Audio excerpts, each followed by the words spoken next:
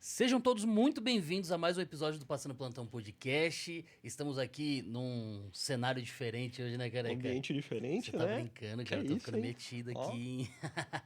E é isso, gente. Você aí que toda segunda-feira, às 20 horas, nos acompanha de forma ininterrupta há mais de 2 anos, agora tá experimentando um ambiente novo, num cenário diferente, onde minha barriga fica um pouco mais evidente, mas não tem problema, né, mano? Não, pelo menos ele veio de calça hoje, porque aquelas bermudinhas que ele usa debaixo da mesa ninguém merece, tá? Ele fica, Tô revelando segredos ele aqui. fica chamando minhas bermudas de cirola. Meu É porque é de Deus. taquetel, aquele paninho de samba canção, pô. Não é possível, cara.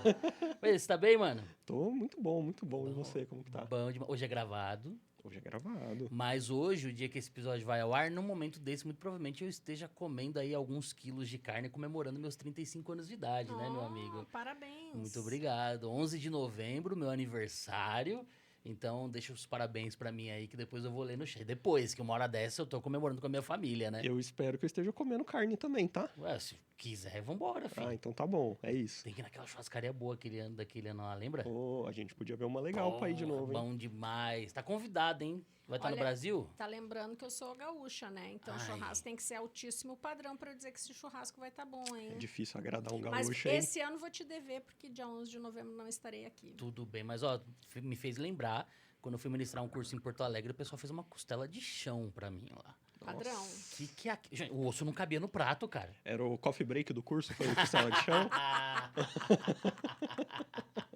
Quase isso, cara. Foi quase no isso. galpão, foi no galpão. Cara, absurdo, assim, delicioso. Então, gente, ó, vamos comemorar meu aniversário comendo umas carnezinhas aí. Se é vegano, come uns negócios diferentes. Come uns matos, mas comemora meu aniversário também, pô. Bom, bom. Show de bola? Showzíssimo, Meu muito amigo, bom. não podemos deixar de agradecer o Instituto Beta. Exatamente. Instituto Beta Saúde que está com a gente. Então, ó, também sigam @ Instituto Beta Saúde para você conhecer cursos de extensão, cursos livres na área da saúde como um todo, né, careca? Exato, não só na fisioterapia, mas como em outras áreas, cada vez mais encampando áreas aí da saúde, explorando outras profissões também. Então tem aí pós-graduação, tem curso de curta duração, curso de longa duração, tem para todo gosto. Tem online? Tem online, Tem tudo. tem presencial, online, híbrido, tem todos os tipos. Show de bola. Então venha conhecer aí a estrutura do Instituto Beta, o time de professores.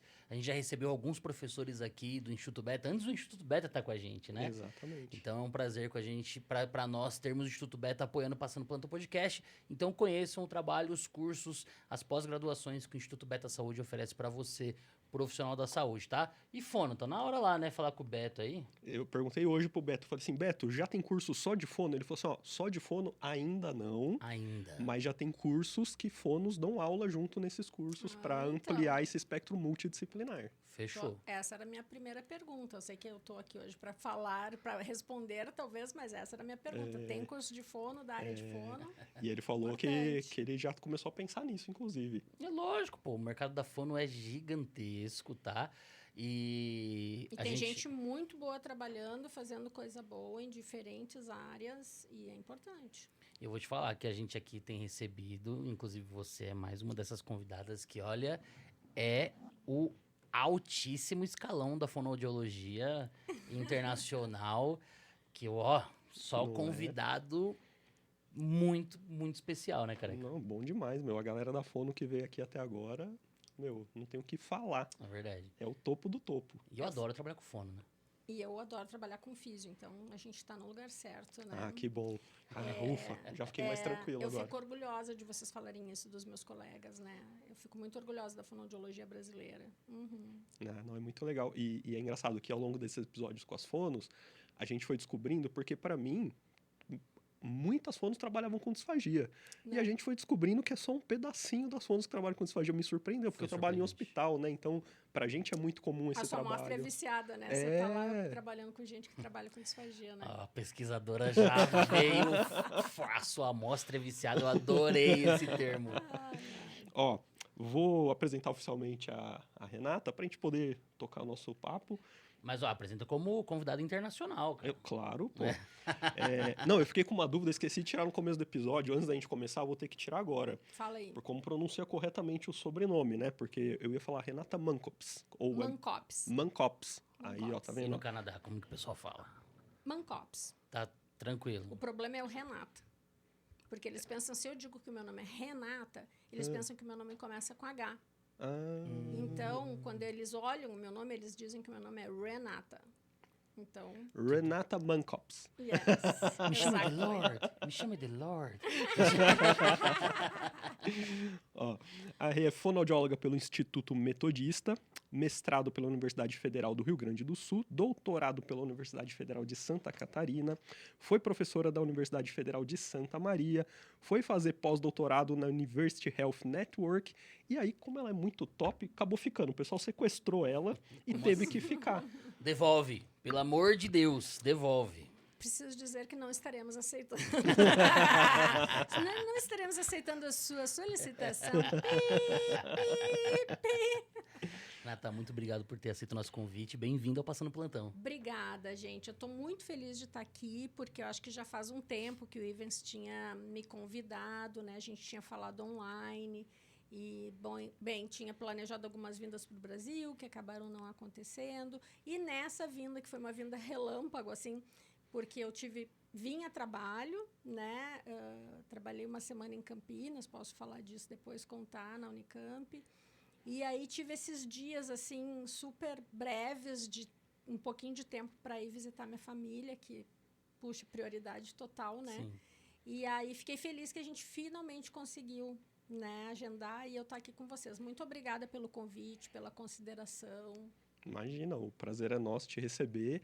Eu fiz o convite bem antecipado para Renata, Faz porque o pessoal que é importante assim, né, principalmente de fora, a gente sabe como é corrida a agenda, nem sempre consegue vir ao Brasil. Falei assim, então quando puder... Cuidado que a galera que a gente convida meio próximo vai achar que não é importante. Não!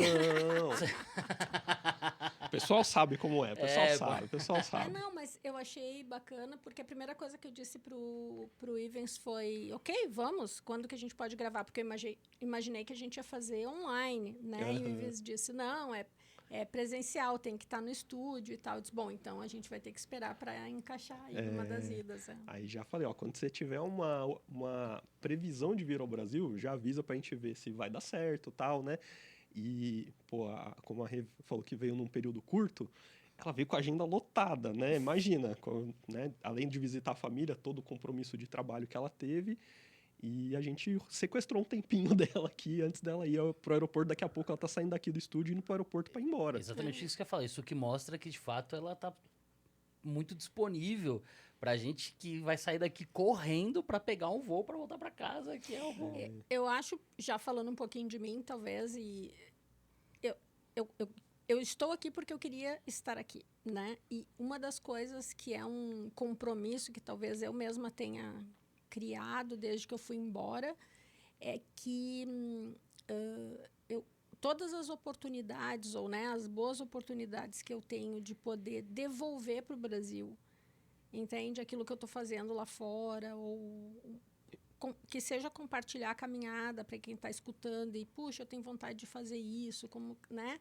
Sabe? Essas oportunidades, para mim, elas são ouro e elas fazem parte daquilo que eu entendo que é o meu compromisso de devolver para o Brasil um pouco daquilo que eu faço, né? E daquilo que eu fiz aqui também. Então, eu estou muito feliz de estar aqui, como eu já disse antes. Legal. E vou contar para vocês como que eu conheci. Como que eu cheguei na pessoa, né? tô eu montando uma aula para o CITEM de disfagia da Braskem, que acho que foi a Fátima, lá do Rio de Janeiro, tinha me convidado, e para falar um pouco da interface da respiração, falar um pouco da parte de respiração, né, como Sim. fisioterapeuta e tal, e tô procurando os artigos, tal, não sei o que, interface respiração, disfagia, e começa a aparecer um nome lá, né, Renata Mankops. Renata. Renata Mankops. Renata Mankops. E aí eu falei, quem que é, né? Aí eu fui pesquisar. E porque eu coloquei na aula a sua revisão sistemática Do MST. do treino muscular expiratório. Uhum. E que foi uma coisa que eu aprendi para montar aquela aula, porque na físio a gente é muito voltado ao treino inspiratório. Isso. E a gente quase não usa treino expiratório. E eu comecei a ver, falei, deixa eu buscar aqui. Aí fui ver, tal, tava no Canadá fazendo pós-doutorado, não sei o que. Eu falei, caramba, meu, e a gente muitas vezes não sabe dessas pessoas que a gente tem no Brasil, já perdeu, né, inclusive, já tinha ido Muitos. embora, e a gente não fica sabendo, né? Eu achei muito legal, muito legal. E aí fui perguntar, falei, pessoal, ô Fátima, quem que é tal? Dela me contou um pouco. Aí perguntou para a pessoa certa, que também já me conhecia, né? Porque eu falei em alguns dos CITEM também, tive a oportunidade de apresentar. E o legal, deixa eu te contar como é que foi que essa história, que eu caí nesse tópico, né, na fono. Porque eu fui fonoaudióloga clínica por muitos anos, né? Eu acho que eu só parei de atender paciente quando eu entrei para o doutorado. Paciente, digo, paciente no meu consultório. Porque eu dava aula já, tinha um filho de 4 anos, fazia doutorado e, né, assim, trabalhava 40 horas na universidade, alguma coisa eu tinha que cortar. Então, não podia ser o filho, obviamente, nem queria. Não ia ser o doutorado, então eu tive que cortar o consultório, né? Mas foi difícil aquele momento. Mas, enfim, quando eu realizei isso de dar aula, que era uma das metas, né, na minha carreira, eu comecei a ser professora. Comecei muito antes de Santa Maria. A primeira universidade que eu dei aula foi a Univale, que é a Universidade do Vale do Itajaí, que eu tive a felicidade de visitar agora, ontem, para ser mais precisa. Que delícia, Cheguei lá, cara. Minha mãe foi lá fazer um exame audiométrico e encontrei, assim, 3 gerações de alunos que foram minhas alunas, entendeu? No mesmo legal. lugar, de instituições diferentes. Foi um baita momento, assim, preencheu meu coração. E, claro, mostrou a minha idade, né, para mim mesma. Mas, enfim, eu dei aula na Univale, fiz o doutorado. Quando eu dava aula na Univale, eu já era uma professora que circulava. Assim, eu dei aula na físio, dei aula na psicologia, dei aula na enfermagem, porque trabalhava com umas disciplinas que diziam respeito à comunicação e saúde. E eu sempre fui do time trabalhar em equipe, né? Sempre. E nessa época eu trabalhava mais voltada para a área da linguagem. Mas era da linguagem do adulto e do adulto que tinha AVC. E o adulto que tem AVC não tem esse problema de linguagem, né? Sim. Enfim. Então, eu já tinha essa proximidade com as outras áreas. Quando eu terminei o doutorado, o primeiro concurso que eu passei na universidade pública, que para mim era o segundo passo, porque eu queria fazer pesquisa e eu queria trabalhar com mestrado e doutorado, eu passei para o concurso da Universidade Federal de Ciências da Saúde de Porto Alegre, a UXPA, que é da Santa Casa. Em indo para a Santa Casa, eu pude, de fato, entrar mais, de fato e de direito, na área hospitalar, porque na Univale eu trabalhava ainda com a parte terapêutica, mais de linguagem, tinha começado no hospital, porque também a área hospitalar estava chegando no curso de fono, assim, né, mais especificamente. E, enfim, daí comecei a trabalhar mais direto com a disfagia, né, implementando até o serviço lá em alguns dos hospitais da Santa Casa. E aí não estava contente com a condição de trabalho lá, porque era um curso em implementação, né, as coisas estavam começando. Eu, de fato, tinha esses objetivos, né, eu quero fazer pesquisa, e eu vi que lá as coisas iam acontecer, mas elas iam demorar um pouco, né? E eu sou uma pessoa, por natureza, inquieta, né? E aí tive a oportunidade de fazer o concurso para a Federal de Santa Maria, como professora visitante primeiro. Eu me exonerei do meu cargo na Federal de Ciências da Saúde de Porto Alegre e fui para Santa Maria, que é uma universidade, assim, que eu sou muito grata, sou grata à Univale, eu comecei lá, né, e sou grata a todas as universidades por onde eu passei, mas em Santa Maria foi onde eu pude consolidar isso de trabalhar no programa de pós-graduação, né? Orientar mestrado e doutorado, coordenar toda a coisa da disfagia no hospital. A gente implementou o serviço, ambulatório, atendimento no leito, UTI. A gente, bom, né? Me espraiei. E o legal do programa de pós-graduação da Universidade Federal de Santa Maria, ele é mestrado e doutorado em distúrbios da comunicação, mas ele é multidisciplinar. E aí eu comecei a ter orientando os fisioterapeutas, né? Nutricionistas.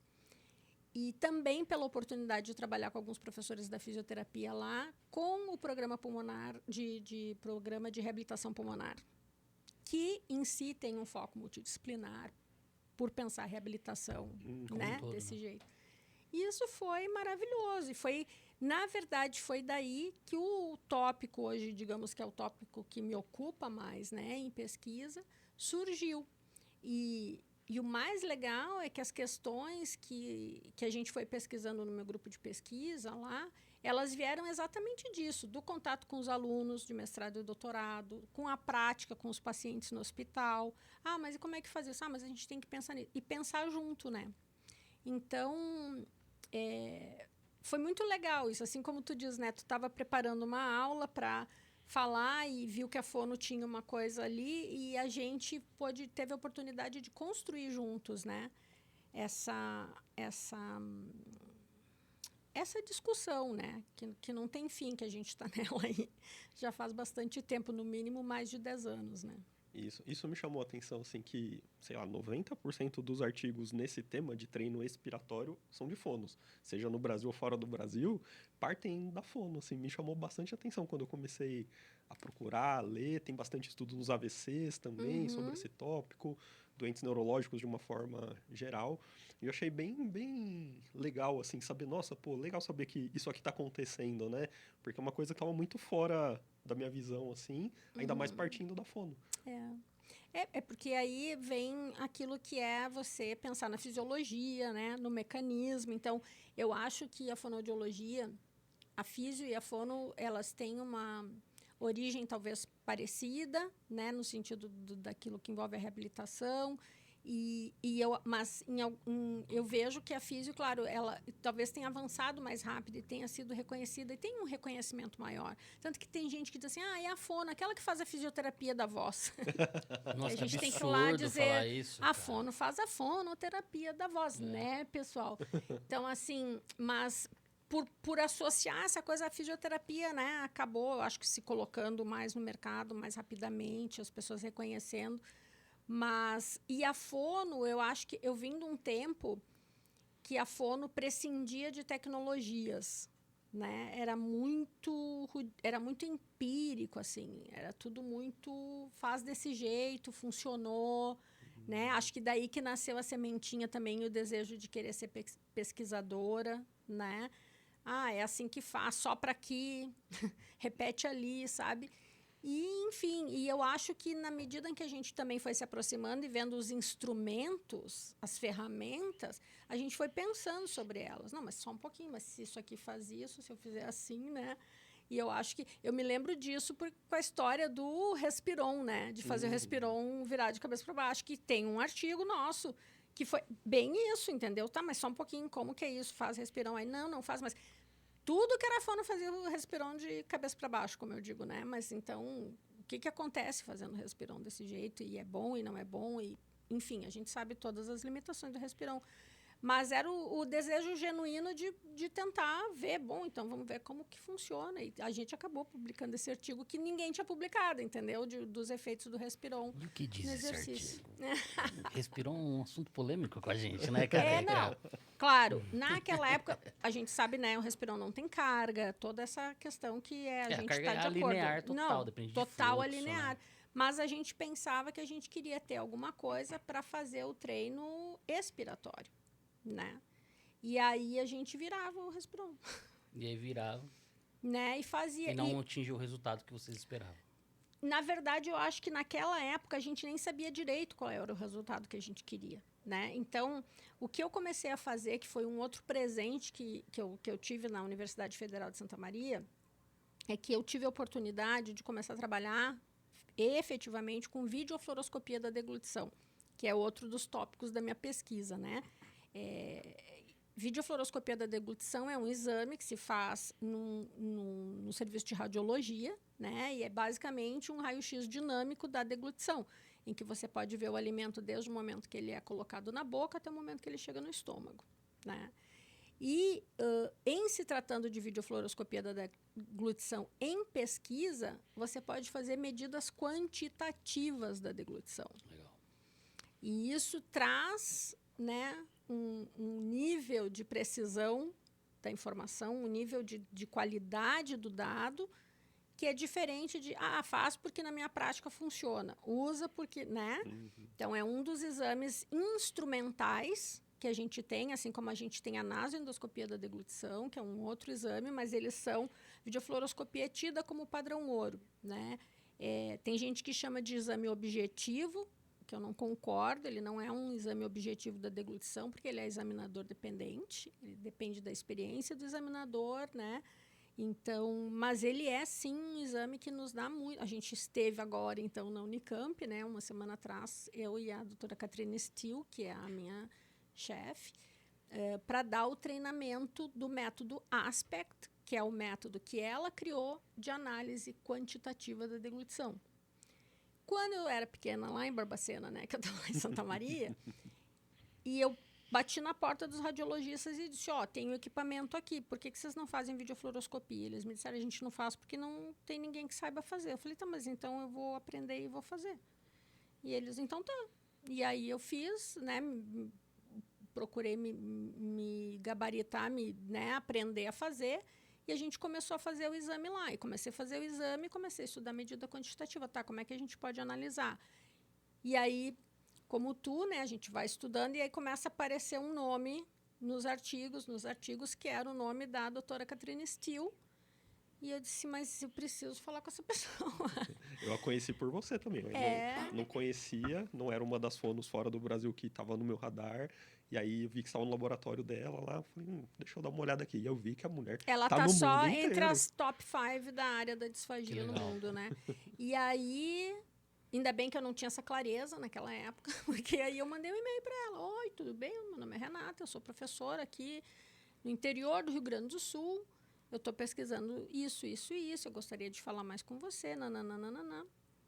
Eu gosto de contar essa história porque, de novo, se as pessoas que estão nos ouvindo, né, elas pensam em fazer coisas e querem ir, né, como que faz? Porque eu recebo essa pergunta no meu Instagram todo o tempo. Como que faz para ir para o Canadá? Eu pego um avião no aeroporto. Eu escrevi para ela com o meu inglês, que era bem macarrônico na época, e as pessoas dessa grandeza de pesquisador, eles são super acessíveis. Muito. Quem não é acessível é quem acha que é importante, né? Então, assim, ela me respondeu no dia seguinte e disse, eu não te conheço. Não te conheço, não te conheço. Tu já veio para o Disfagia. O Disfagia é o santo graal, assim, né, da disfagia, a conferência americana. E eu disse, não, eu nunca fui, eu nunca tive condições de ir, nunca tive apoio. O ano que eu recebi apoio, eu não pude ir, a CAPES me deu apoio e a universidade não me deixou ir. E já para entendendo por que a gente faz esses movimentos de deixar alguns lugares, né? E, enfim, e ela, como eu sempre... Essa história eu já contei em vários lugares. Quem está me ouvindo, desculpa, eu vou contar de novo porque é importante. Eu sempre digo que ela perguntou sobre mim para as pessoas certas. Thank God. Que bom, né? E aí, a gente acabou organizando a primeira vinda dela para o Brasil em 2015. Ela veio para falar no Congresso Nacional de Fonoaudiologia, da Sociedade Brasileira de Fonoaudiologia, em Salvador. E depois desse congresso, ela visitou 3 universidades. A USP de Bauru, o Hospital de Clínicas, em Porto Alegre, da URGS. E ela foi para Santa Maria. Que legal. Lá em So Far, Far Away. E aí ela visitou o nosso laboratório, viu o nosso exame, entendeu? E viu que a gente estava querendo aprender e fazendo certo, né? E aí ela me deu a oportunidade de fazer o primeiro curso que ela deu em Toronto do método ASPECT, ela nos convidou. E eu fui. E aí começou a nossa história, né? Mas, assim, de novo, fui para... Tudo isso, né, você vê, porque tinha uma realidade clínica, uma realidade de ensino e um desejo de pesquisa. E um compromisso sério, né? Então, acho que as coisas, elas foram indo se... em cascata, assim, sabe? Acontecendo, né? Acontecendo. Legal essa história, porque o que você falou é realmente verdade. Essas pessoas, assim, que são muito boas, elas realmente são muito abertas e disponíveis para quem quer aprender mesmo, assim, né? Eu tenho a mesma história. Eu mandei um e-mail pro Dr. Dale, que é o chefe lá da UTI do Hopkins, o médico-chefe de lá, e ele me respondeu em 5 minutos. Exatamente. 5 minutos. Eu fiquei assim, a hora que eu vi a resposta, eu falei, como assim, né? Tipo, e super disponível, tipo, querendo entender mais de mim, por que eu tava entrando em contato com ele e tal. Conclusão que eu fui, tipo, 8 anos seguidos pra lá, basicamente, na conferência deles lá, né? Em 2020 eu mandei um e-mail pra Carol Rodson, ela respondeu em 20 minutos. Então, esse pessoal, assim, é super disponível, super aberto, desde que você esteja também, né, com o mesmo propósito que eles, assim, né? aí você manda o e-mail, você tem que estar preparado para o rebote, né? Hoje em dia, eu vou falar isso porque ela já sabe também, né, a Katrina, ela... Eu acho que a gente combinou, porque ela é workaholic, eu sou do AI, eu também sou. E o meu marido brinca comigo, né? Quando chega um e-mail dela, ela sempre... No e-mail dela vem escrito embaixo, as minhas horas de trabalho não correspondem às suas. Tipo, você não tem obrigação de responder o e-mail, porque ela, né? Mas eu também sou assim, então se ela me mandar um e-mail sábado, um domingo, eu vou ver o e-mail, eu vou responder. Eu faço isso. É errado, não façam isso. E meu marido sempre brinca quando eu abro ele e digo e-mail da Katrina. Daí ele fala, tá preparada para mais 5 na sequência, né? Porque vai e volta. É o WhatsApp, vai, né? O exatamente. e-mail é o WhatsApp. Mas, enfim, escolhas que a gente faz, mas eu acho que a gente tem uma qualidade de trabalho boa e eu fiquei... Foi, assim, muito importante esse momento. Foi muito importante quando eu fui fazer o curso. Como a gente disse, eles respondem rápido, mas a gente estava dizendo, não adianta você mandar e... Ah, tá, agora eu vou lá. Não, assim, eu não sei a expressão gaúcha, mas tem que ter bala na agulha, né? Tem que... Quando eles vão apertar.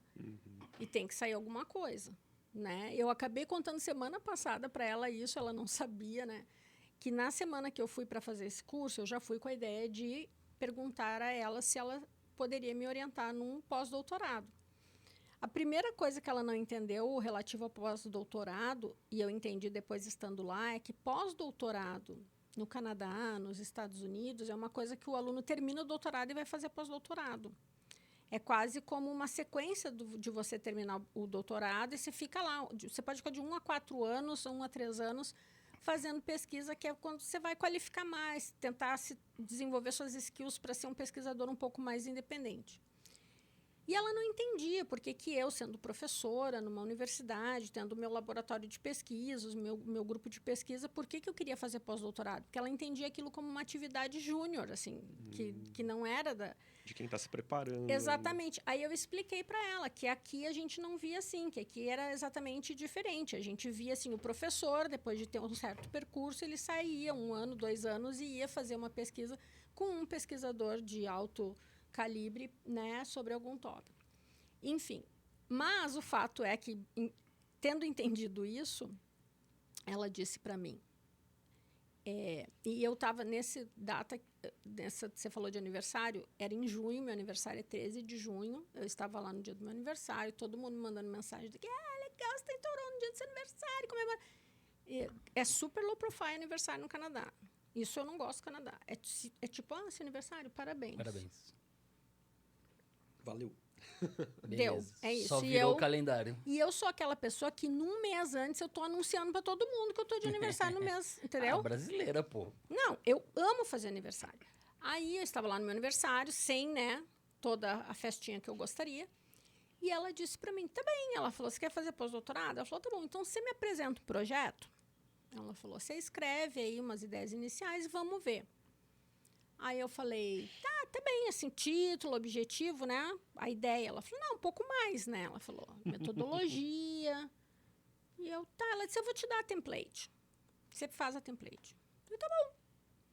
A template era o projeto todo, né? Em 2 páginas, porque a ideia é aquela que eles têm, né? Você tem que ter um pitch suficiente para convencer uma outra pessoa sobre a sua ideia de pesquisa rapidamente. que eles falam do pitch do elevador, né? 3 minutos. Se você encontrar, tipo, o Bill Gates, né? Assim, vamos... No elevador e você quer vender uma ideia para ele, você tem que ter a sua proposta em 3 minutos, que é o tempo que você vai andar de elevador e vender a ideia para o cara. Para depois, né? Seria mais ou menos essa ideia dessas 2 páginas de projeto. Lembra? Inglês macarrônico. Escreveu o projeto. Tendo que ser Que convincente. ano que era isso? Isso era 2016. Aí eu fui pro meu, que não era nem hotel, era um lugar assim que eu tava ficando lá. Entrei no meu quartinho, liguei pra minha família, parabéns, feliz aniversário. Eu abri o berreiro. Como é que eu vou fazer isso? Como é que eu vou fazer isso? E eu tenho 2 irmãs e um irmão. A minha irmã, a mais nova, eu sou a mais velha, claro, eu mando em todo mundo. Ou eu gosto de pensar que eu mando. Que é a engenheira, né? Ela disse pra mim, tá, cabeça, deu? Chorou? Acabou, né? Ela falou, agora é o seguinte. Essa. Ela disse, ó, o seguinte... Ela meteu o tu já pensamento tá- de engenheiro. Ela disse, tu já não tá aí? Por que tu tá aí? Né? Tu já chegou aí. Tu já foi lá e já perguntou. Ela disse, ó, pode ser. Tu vai fazer o quê? Tu vai amarelar, Podia ter sido pior, eu podia falar não, né? né? Aí ela disse, é o seguinte, ó, já chorou bastante, agora senta a tua bunda na cadeira e escreve. Entendeu? E se não der, não deu, porque pelo menos tu fez o que tu pôde. Entendeu? Mas agora deu. Aí eu, mas eu não sei. Ela disse, tá bom, então assim, ó, tá precisando chorar mais um pouco, dá uma chorada mais uma meia hora. Se precisar, dá uma dormida, acorda, senta e vai fazer o negócio. Deu, é isso aí, acabou. E é bom, né, quando a gente tem a pessoa para dizer a coisa certa na hora certa, né? Porque...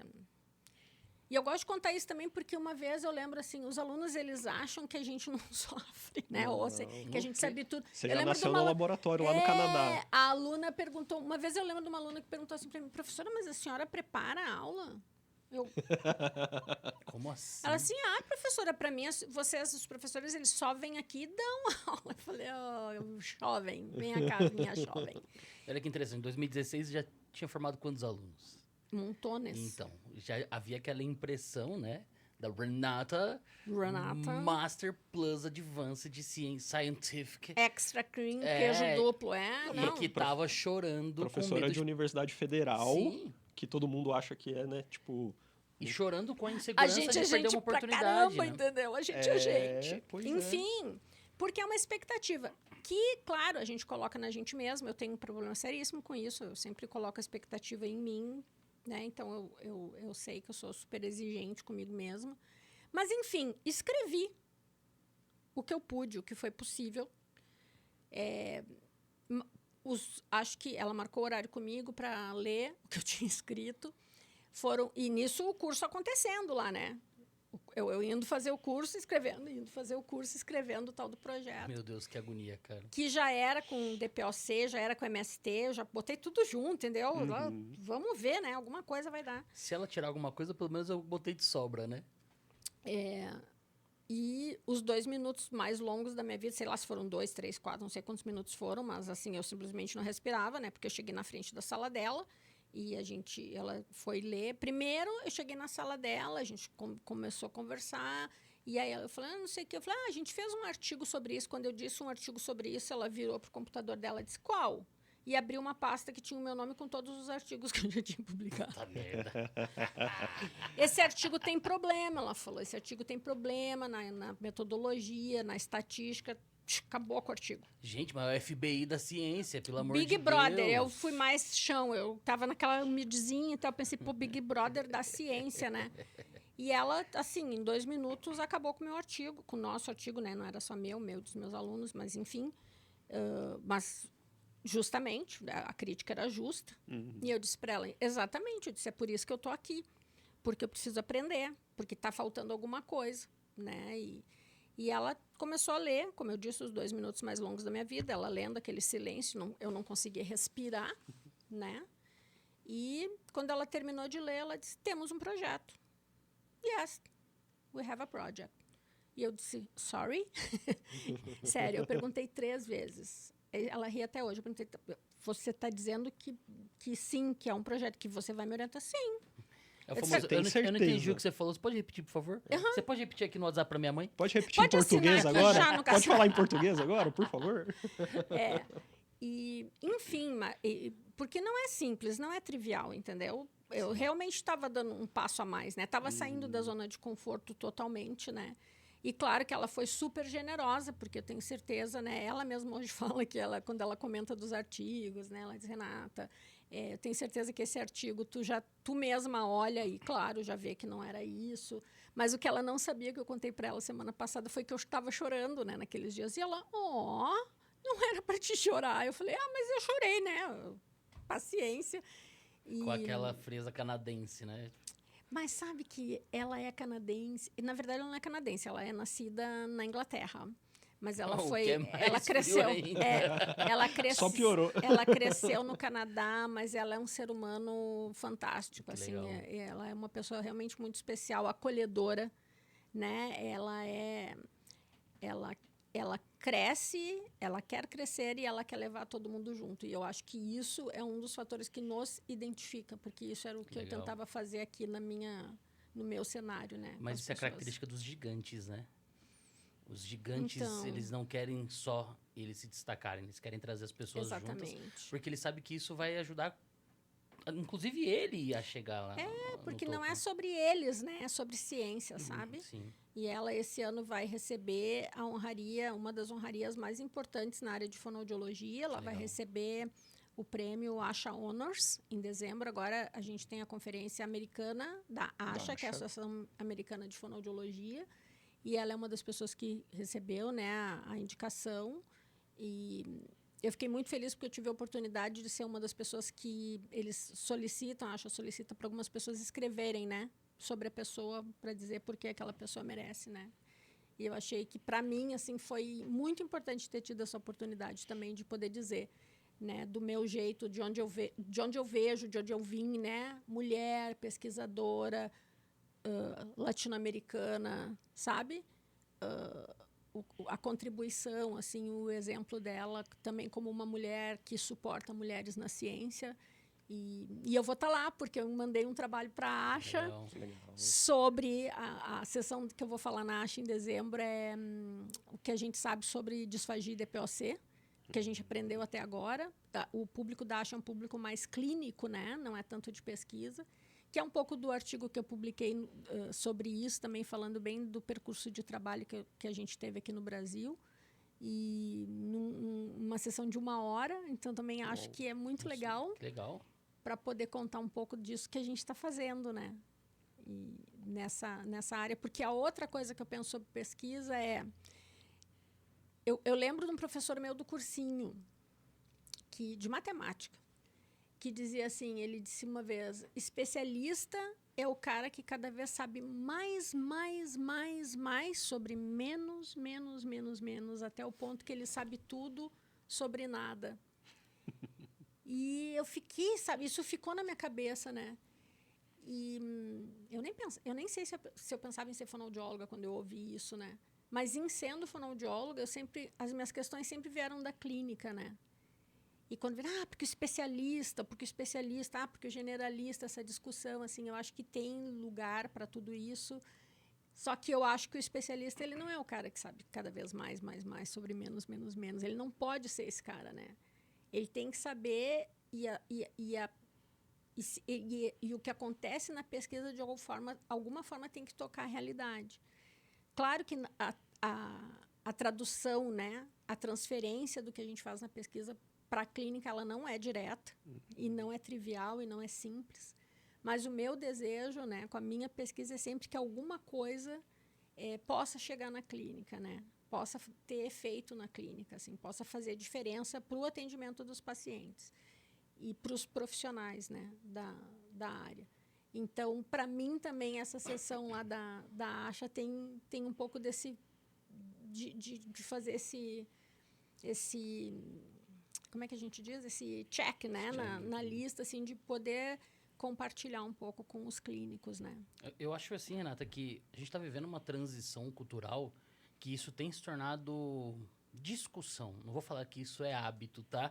mas a prática baseada em evidência tem ganhado destaque, tem ganhado um holofote, e os profissionais clínicos têm entendido a relevância de se buscar evidências. Obviamente, como você disse, né? Existe uma distância entre... Existe um controle metodológico muito específico que nem sempre é a realidade daquele nosso paciente, mas é dali que a gente vai extrair informações, raciocínios fisiológicos, fisiopatológicos, biofísicos, que vão nos guiar. Como você mesma disse. Bom, eu faço desse jeito, mas se tal coisa é assim... Será que é certo fazer? Então, o raciocínio na base fisiológica foi a premissa de toda a discussão científica que tornou você a pesquisadora que você é. Então, mesmo que haja essa distância que não é trivial, como você mesma disse, esse holofote em cima da prática baseada em evidência tem sido uma virada de chave importante para a área da saúde. Importantíssima. E eu vou te dizer assim que, claro, tendo vivido num país como o Brasil e hoje vivendo num país como o Canadá, com todas as características que são boas e ruins em todos os lugares, porque não é que no Canadá é tudo bom, tudo funciona, tudo é maravilhoso, não. Sim, é um país desenvolvido, a gente tem um monte de coisa boa lá que quando a gente chega lá dá uma tristeza 2 vezes, dobrada. Primeiro que a gente pensa assim, ó, meu Deus, uma surpresa primeiro, funciona, é possível, e depois dá a tristeza, nunca será. Né? Tem coisas que... as pessoas não gostam. As pessoas não vem aqui para falar mal do Brasil. Eu não estou falando mal do Brasil, estou fazendo constatação da realidade. E isso tem a ver com a cultura, com o nível de formação, com a educação. Por que eu estou dizendo isso? Porque eu já escutei, eu ouvi paciente no Canadá dizer assim, ó, a pessoa profissional está dizendo, nós vamos trabalhar com o MST. E o paciente perguntar, mas qual é a evidência disso? É muito diferente. Gente... A gente está vivendo um pós-era de... Não digo nem pós, mas um pós-era de negacionismo científico no Brasil que destoa totalmente o que você está dizendo pra gente. Lá no Canadá, não estou falando que o Canadá é melhor nisso, eu estou contando o que eu vivi. Eu nunca vi um paciente no Brasil perguntar qual é a evidência do tratamento que o profissional está oferecendo para ele. Eu, Renata, pessoa... Nem eu, paciente, fiz essa pergunta. Quer dizer, agora eu faço, né? Mas, assim, não me lembro de ter feito essa pergunta assim, tão claramente. E eu ouvi o paciente perguntando. Mas você disse, respondeu, I am the evidence. Não era para mim a Ia pergunta, eu ser estava demais, observando, hein? né? Não. Mas, e mesmo, por exemplo, o artigo do MST que a gente fez, eu fiz a revisão sistemática, né? Que está publicada na ASHA, está no site da ASHA, no mapa de evidência, né? Falando disso. Hoje eu já sei, assim, eu teria que refazer essa revisão para dizer diferente, assim, vejo que tem outras coisas já acontecendo e as pessoas criticam e as pessoas que usam e que, né, não ficaram contentes com o resultado da evidência, e às vezes eu acho isso, as pessoas perdem mais tempo discutindo porque elas se acham perdendo, porque não era isso que elas queriam ouvir, né? Mas a verdade é bom... O que você quer fazer para o seu paciente? Você quer fazer uma coisa boa para ele, né? Isso. Então... A gente começou nas redes sociais, Renata, em 2014, mais ou menos, a publicar... Pegar a rede social e publicar artigo, discutir artigo, mostrar artigo. E a gente começou falando justamente, principalmente no início, dos incentivadores respiratórios. E aconteceu muito isso. De quando a gente fazia em forma de pergunta, tipo assim, a resposta era 80% é que tinha que fazer para todo mundo. E aí você trazia o artigo mostrando que a resposta não era bem essa. E as pessoas respondiam como se a gente estivesse falando delas. E não da técnica. Ou não do paciente, porque a técnica pode ser boa, mas no paciente errado também não vai funcionar. Então, as pessoas individualizavam muito aquilo como se a gente estivesse falando delas, em vez de entender que não, a gente está tentando mostrar para você que você pode atender melhor o seu paciente se você deixar de lado primeiro o que não funciona para esse paciente nesse momento e tentar algo que tem mais evidência de que vai dar certo. Então, vai ser bom para o seu paciente e para você também, né? E isso no início foi... Isso acontece também, falando do curso agora, do método Aspect, que é uma análise quantitativa, né, do exame de videofluoroscopia da deglutição, uma análise de medidas temporais, cinemáticas, né, visoespaciais, que é medida, tem número. E o que o laboratório onde eu trabalho, né, o Still Swallowing Rehabilitation Research Lab, sob a batuta da doutora Catherine Still, fez já fez um update disso, está criando valores de referência para a deglutição. Então, veja, eu fiz faculdade de fonoaudiologia no tempo que, sei lá, só para a gente ir na onda do MST, o exercício que a gente fazia de sopro com os pacientes era botar umas bolinhas de isopor num potinho de margarina com um tule em cima e a gente assoprava. Que é aviso para criança, bacana. E teve que ter alguém que começou a fazer isso. Né? Eu respeito a história. Eu não estou entendeu? Não estou desrespeitando a história. Sim. Mas, bem, depois, né? Aí a gente foi lá e viu os filhos usando, sei lá, o shaker, o respirômetro. Não, só um pouquinho, né? Vamos... Taraná. E agora, gente, eu estou falando de uma coisa que é... Quando a gente explica... Quando as pessoas, os clínicos, né? Esse negócio de videofluoroscopia, de fato, é um exame que não está, assim, ao alcance, super disponível. Não é só para a gente que é Brasil, porque a gente é pobre, não é isso. Não está disponível na Europa, na América do Norte também. Não é bem assim. Mas, enfim. Mas esse negócio de medida quantitativa é coisa de pesquisa. Não é coisa de pesquisa. Só um pouquinho. Quando você faz o seu exame de sangue, jejum, 12 horas, não sei o quê, você vai lá no laboratório, tira seu sanguinho, você adora abrir lá e ver assim, colesterol, normal, valores de referência. Você, que nem é médico nem nada, chega no seu médico dizendo, doutor, eu vi que meu colesterol está alto, eu vi que a minha glicose está alta, eu estou pré-diabético. O que o laboratório está fazendo é criar esses valores de referência para a deglutição. Eu sou um dinossauro, porque eu fico pensando nisso, como eu dei o exemplo do potinho de margarina soprando lá, por um tempo em que a gente tem valores de referência para a deglutição. Você vai poder fazer o exame do seu paciente e comparar. E aí você vai ver o tempo que você vai levar a mais para fazer análise quantitativa. Quando você terminar o exame do seu paciente, você tem que fazer uns cálculos ali e tal. Né? Você vai ter um resultado que vai mostrar, ele está com problema no mecanismo tal, o que está aqui fora num valor atípico, não estamos nem falando normal, valor atípico para mais ou para menos, no fechamento do vestíbulo laríngeo. Eu tenho um target terapêutico bem específico. Então, o tal do tempo que eu vou gastar um pouco a mais para fazer análise clínica desse exame, eu vou ganhar em otimizar o tratamento. Ao invés de tratar tudo e não saber exatamente onde que foi o resultado. Você ganha em termos de diagnóstico, você ganha em termos de intervenção, prognóstico. Exatamente. Então, precisão, diagnóstico, tratamento, prognóstico, né? Então, isso para mim, eu sou muito orgulhosa, né, de trabalhar nesse laboratório, de estar vivenciando isso. E o projeto, o grande fundo que como é que a gente diz? É fundo, né? Fundo. De pesquisa, dinheiro, que a doutora Estil recebeu agora, a última grant que ela recebeu, foi para continuar esse projeto. E o que ela fez? Ela continua indo para estabelecer os valores de referências em indivíduos saudáveis e em algumas cortes de paciente. Então, em Parkinson, em DPOC, e aí eu lidero esse braço do projeto. A gente vai ter também, acho que em esclerose lateral, amiotrófica e stroke. Legal. Então, que tem, é multicêntrico, né? A gente tem algumas universidades dos Estados Unidos trabalhando junto com a gente também. Então, puxa vida. Mas, Renata, eu imagino o quanto tenha sido difícil para um grupo de profissionais ter abandonado o potinho de margarina com bolinha de isopor. Assim como para a gente foi difícil para os profissionais de fisioterapia entenderem que o incentivador inspiratório para o objetivo de ganho volumétrico pulmonar não era relevante para o contexto geral da reabilitação e para o desfecho que a gente esperava no ambiente hospitalar.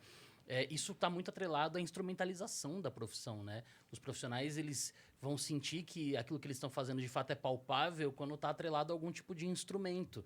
Independente se a gente consiga ou não avaliar o desfecho daquilo, se a gente consiga ver, abandonar essa instrumentalização, assim como o Emerson falou com a gente há 2 anos atrás aqui, faz com que os profissionais eles tenham uma bola de ferro gigantesca presa no tornozelo que impede com que eles utilizem métodos de avaliação que vão analisar o desfecho daquilo que eles fizeram ou até mesmo criterizar o que eles têm que fazer.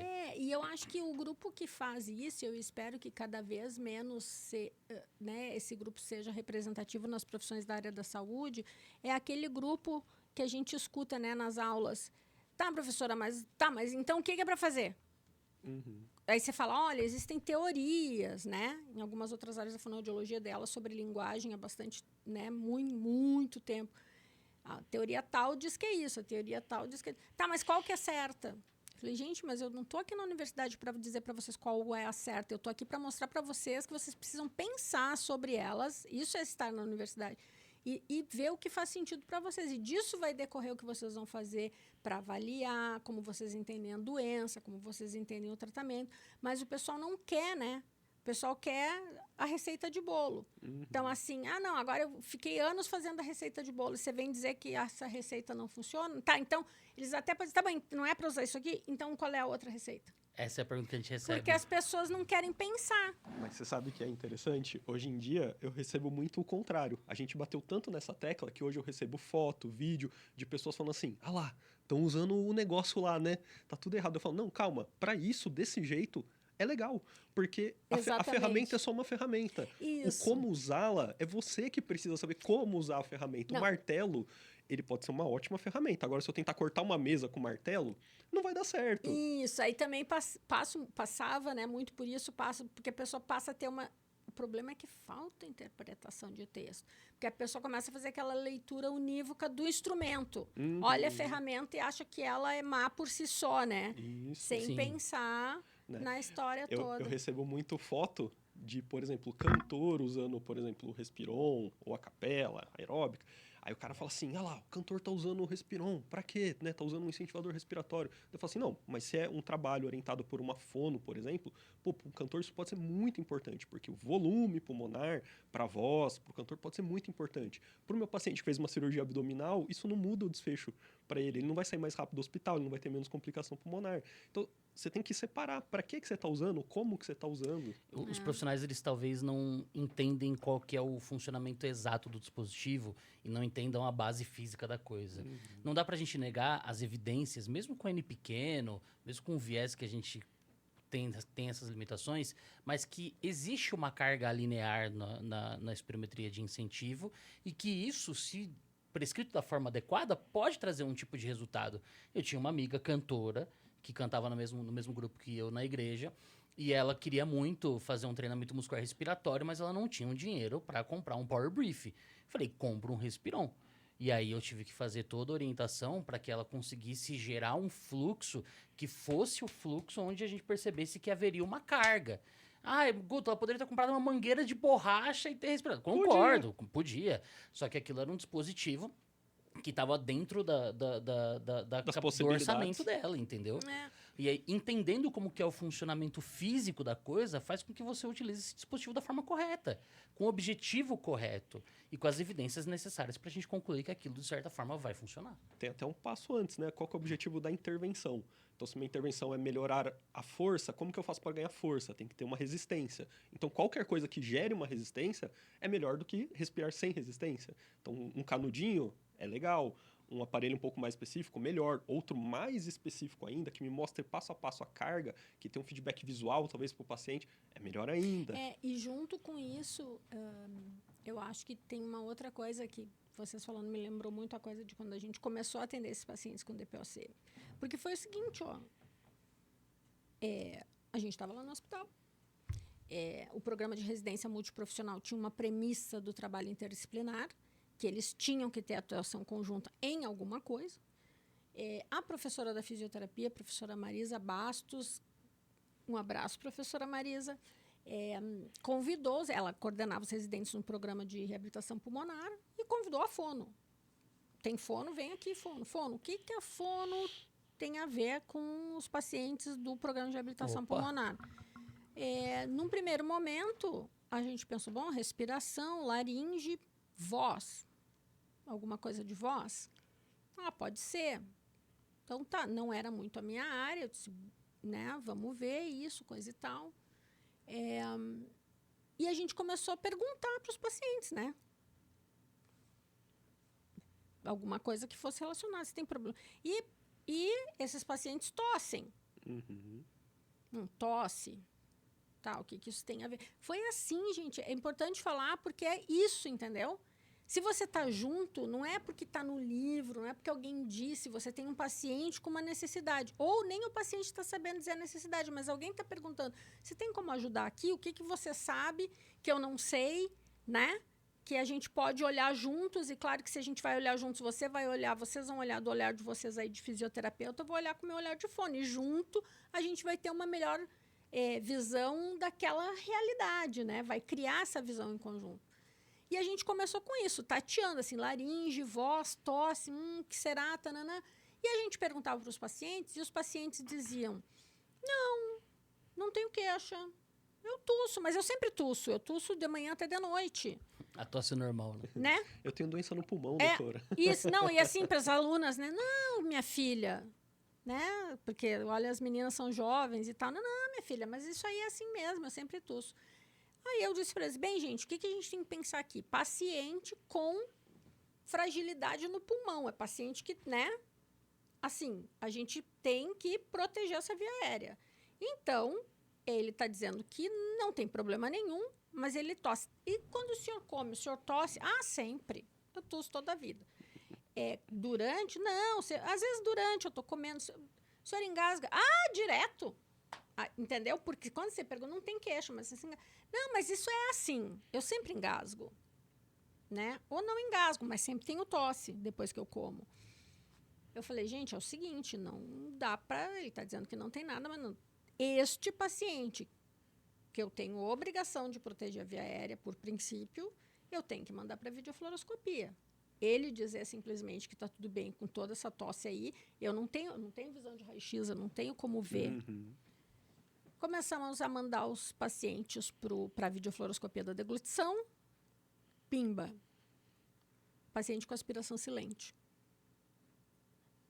Que vejam só, quando aspirava, silente, o alimento ia para a via aérea, não tossia. Ele tinha tosse dele lá. Mas quando aspirava, eu, uau! Foi isso que eu fiz, eu não sabia sobre isso. Eu não sabia. Voltei lá, professora Marisa, gente amiga, está acontecendo isso. Esses pacientes estão aspirando silente. Ou aspiram e tossem, ou não aspiram, mas, enfim, por que então uns aspiram e outros não aspiram? Né? E aí a gente começou, é mandatório, paciente da fisioterapia, do programa de reabilitação pulmonar, batata, screening. Não tem queixa. Eles não reconhecem, até hoje, tá? Não reconhecem, eles não identificam isso como, não é uma queixa deles, né? Mas iam para a videofluoroscopia e tinham sinais tinham aspiração, né? Ou penetração laríngea. Bem, então esse é um paciente. E aí você começa a pensar assim, tá, mas esse paciente que é estável e está tendo aspiração e penetração estável. A gente sabe que tem uma quantidade de penetração que vocês, a gente faz, né? E que o corpo da gente se defende, beleza. Mas só um pouquinho, esse cara tem DPOC, né? Aí eu disse, tá, mas o quanto de aspiração que esse cara vai ter? Será que ele vai exacerbar porque ele está tendo essas aspirações? Ou será que quando ele exacerba, ele aspira? Que é a pergunta de $1 milhão. Se você tem a resposta, liga pra gente. Ele aspira porque ele exacerba ou ele exacerba porque ele aspira? Pergunta de $1 milhão, que foi a pergunta que o Dr. Goldstein, que é o cara do DPOC lá no Canadá, com o qual agora eu tenho a honra também de estar trabalhando, foi a pergunta que ele me fez a primeira vez que ele ouviu eu falando numa chamada de Zoom lá, apresentando eu, bem humildezinha, meu trabalho. Eu nem sabia que ele era ele. Ainda bem, né? E ele disse Eu não sabia que era a Caterine. Não, a Catarina, então, quando eu mas comecei lá a ler. No começo, né? Mas eu não, né, ele estava na call, e ele abriu o microfone, e ele é conhecido por nunca fazer pergunta, ele só escuta, e, né? Tá merda, velho. O cara é E conhecido você por não acha- fazer Ainda pergunta, bem que eu só depois né? Senão você ia travar. Aí ele, mas você acha que eles acertam? Eu disse assim, essa é a pergunta de $1 milhão, é isso que a gente quer saber. Aí ele doutor. adorou a resposta. Né? Depois a do Goldstein, legal. Enfim, a gente foi buscar essas perguntas, assim, a gente não sabia também, né? E eu lembro da gente começar a fazer... Tá bem, então o que está acontecendo? É mecanismo de abdução glótica. Como é que eu faço para fortalecer a glote? Vamos, né? E eu lembro das residentes, assim, muito envolvidas, né? Tentando resolver o problema dos pacientes, né? E a gente fazendo a videofluoroscopia depois do tratamento. E, tá, primeira deglutição. Ai, melhorou a segunda. Putz, aspirou. E, né? E aí eu disse, gente, a primeira coisa, a gente não vai resolver isso sozinho. Não vai ser a fono sozinha, né? E aí eu tinha um aluno na aula que naquela época fazia mestrado com questões de bebês, não estava no adulto e tal. E ele disse assim, mas professora, a gente estava nem me lembro de que era a aula que eu estava dando para ele. Ele disse, mas professora, olha, pensa, né, falando, esses pacientes, a caixa e tal, a posição, o tonel, bababá, e esses músculos aqui, se a gente fizer uma coisa aqui, não sei o quê. Eu acho isso bonito. O que eu estou contando para mim é a beleza de você estar em contato, né, com as outras profissões lá no começo e as questões virem da conversa. E você, claro, é isso. Por que você falha nos primeiros artigos? Porque você não está com a coisa, né? Você está aprendendo também a fazer. Então, você pega aquela questão, tenta desenhar a pesquisa e falha. E, infelizmente, né, sem acesso também a muitos recursos, né, que hoje eu acho que eu tenho bem mais acesso a outras coisas. E também estudei mais e sei mais coisas para conseguir fazer melhor, né? Então, porque o PRP tem foco nisso. O PRP não está preocupado em trabalhar, sei lá, né? Essa musculatura, assim, de novo. Eu estou falando arroz com feijão aqui para, né, não levantar... como é que não tocar em terreno, sei lá. Como é que diz? Não gerar intrigas, não né? melindrar ninguém, né? Mas, assim... tem alguma coisa, será que se a gente fizer por causa da musculatura de cabeça e pescoço, por conta da laringe, né? Mas a gente começou aqui, daí a gente já foi pensando no diafragma e como é que respira. Enfim, por exemplo, a conclusão, arroz com feijão, que todo mundo, eu vou dizer todo mundo tem por aí, mas a literatura tem, que o DPOC, claro que ele tem problema de aspirar, porque ele respira mal. Então, tem incoordenação, respiração, deglutição. Tá bom, vamos procurar evidência. Não tem evidência. Não tem, ninguém publicou que, de fato, tenha a tal da incoordenação. Ninguém mediu respiração junto com deglutição para dizer, sim, existe uma incoordenação, respiração, deglutição que explica a aspiração. E outra, né? Em que momento? Qual grau de DPOC? Em repouso, exacerbado? Então, assim, tudo isso pode influenciar. Aí o meu primeiro artigo do pós-doc, que foi para isso que eu fui lá, né? Que foi com essa amostra pequena, né? Mas, assim, uma amostra bem organizadinha do sentido da pesquisa de pacientes DPOC estáveis, absolutamente estáveis. Para tirar isso da reta. Né? Estáveis da Silvasauro, assim, super estáveis. Ninguém aspirou. Não tinha aspiração. Né? Porque a coisa da literatura, DPOC aspira, DPOC aspira, DPOC aspira. Não aspiraram, mas apresentaram alterados 3 dos mecanismos de fechamento vestibularíngeo. Estáveis. Então, estáveis, estava atípico o modo como eles respiram, mas eu não fiz a medida da respiração simultânea da deglutição. Eu só vi na análise quantitativa da deglutição que eles têm um fechamento mais curto, e aí eu digo, provavelmente pela urgência de respirar, precisa abrir de novo, né? Eles têm um fechamento mais curto, eles têm alteração no timing, no ativamento do fechamento do vestíbulo. E eu disse, daí eu fiquei pensando, puxa, estável tá assim, então imagina exacerbado. Né? Ou quando exacerba, o que acontece? Então, preciso diferenciar esse paciente estável do exacerbado.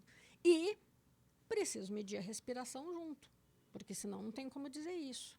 E a outra questão que eu tenho levantado desde o começo, e isso foi junto trabalhando também com o Nutri, né? Porque eu estou aqui falando dos fisioterapeutas, falando dos nutricionistas, que são super importantes.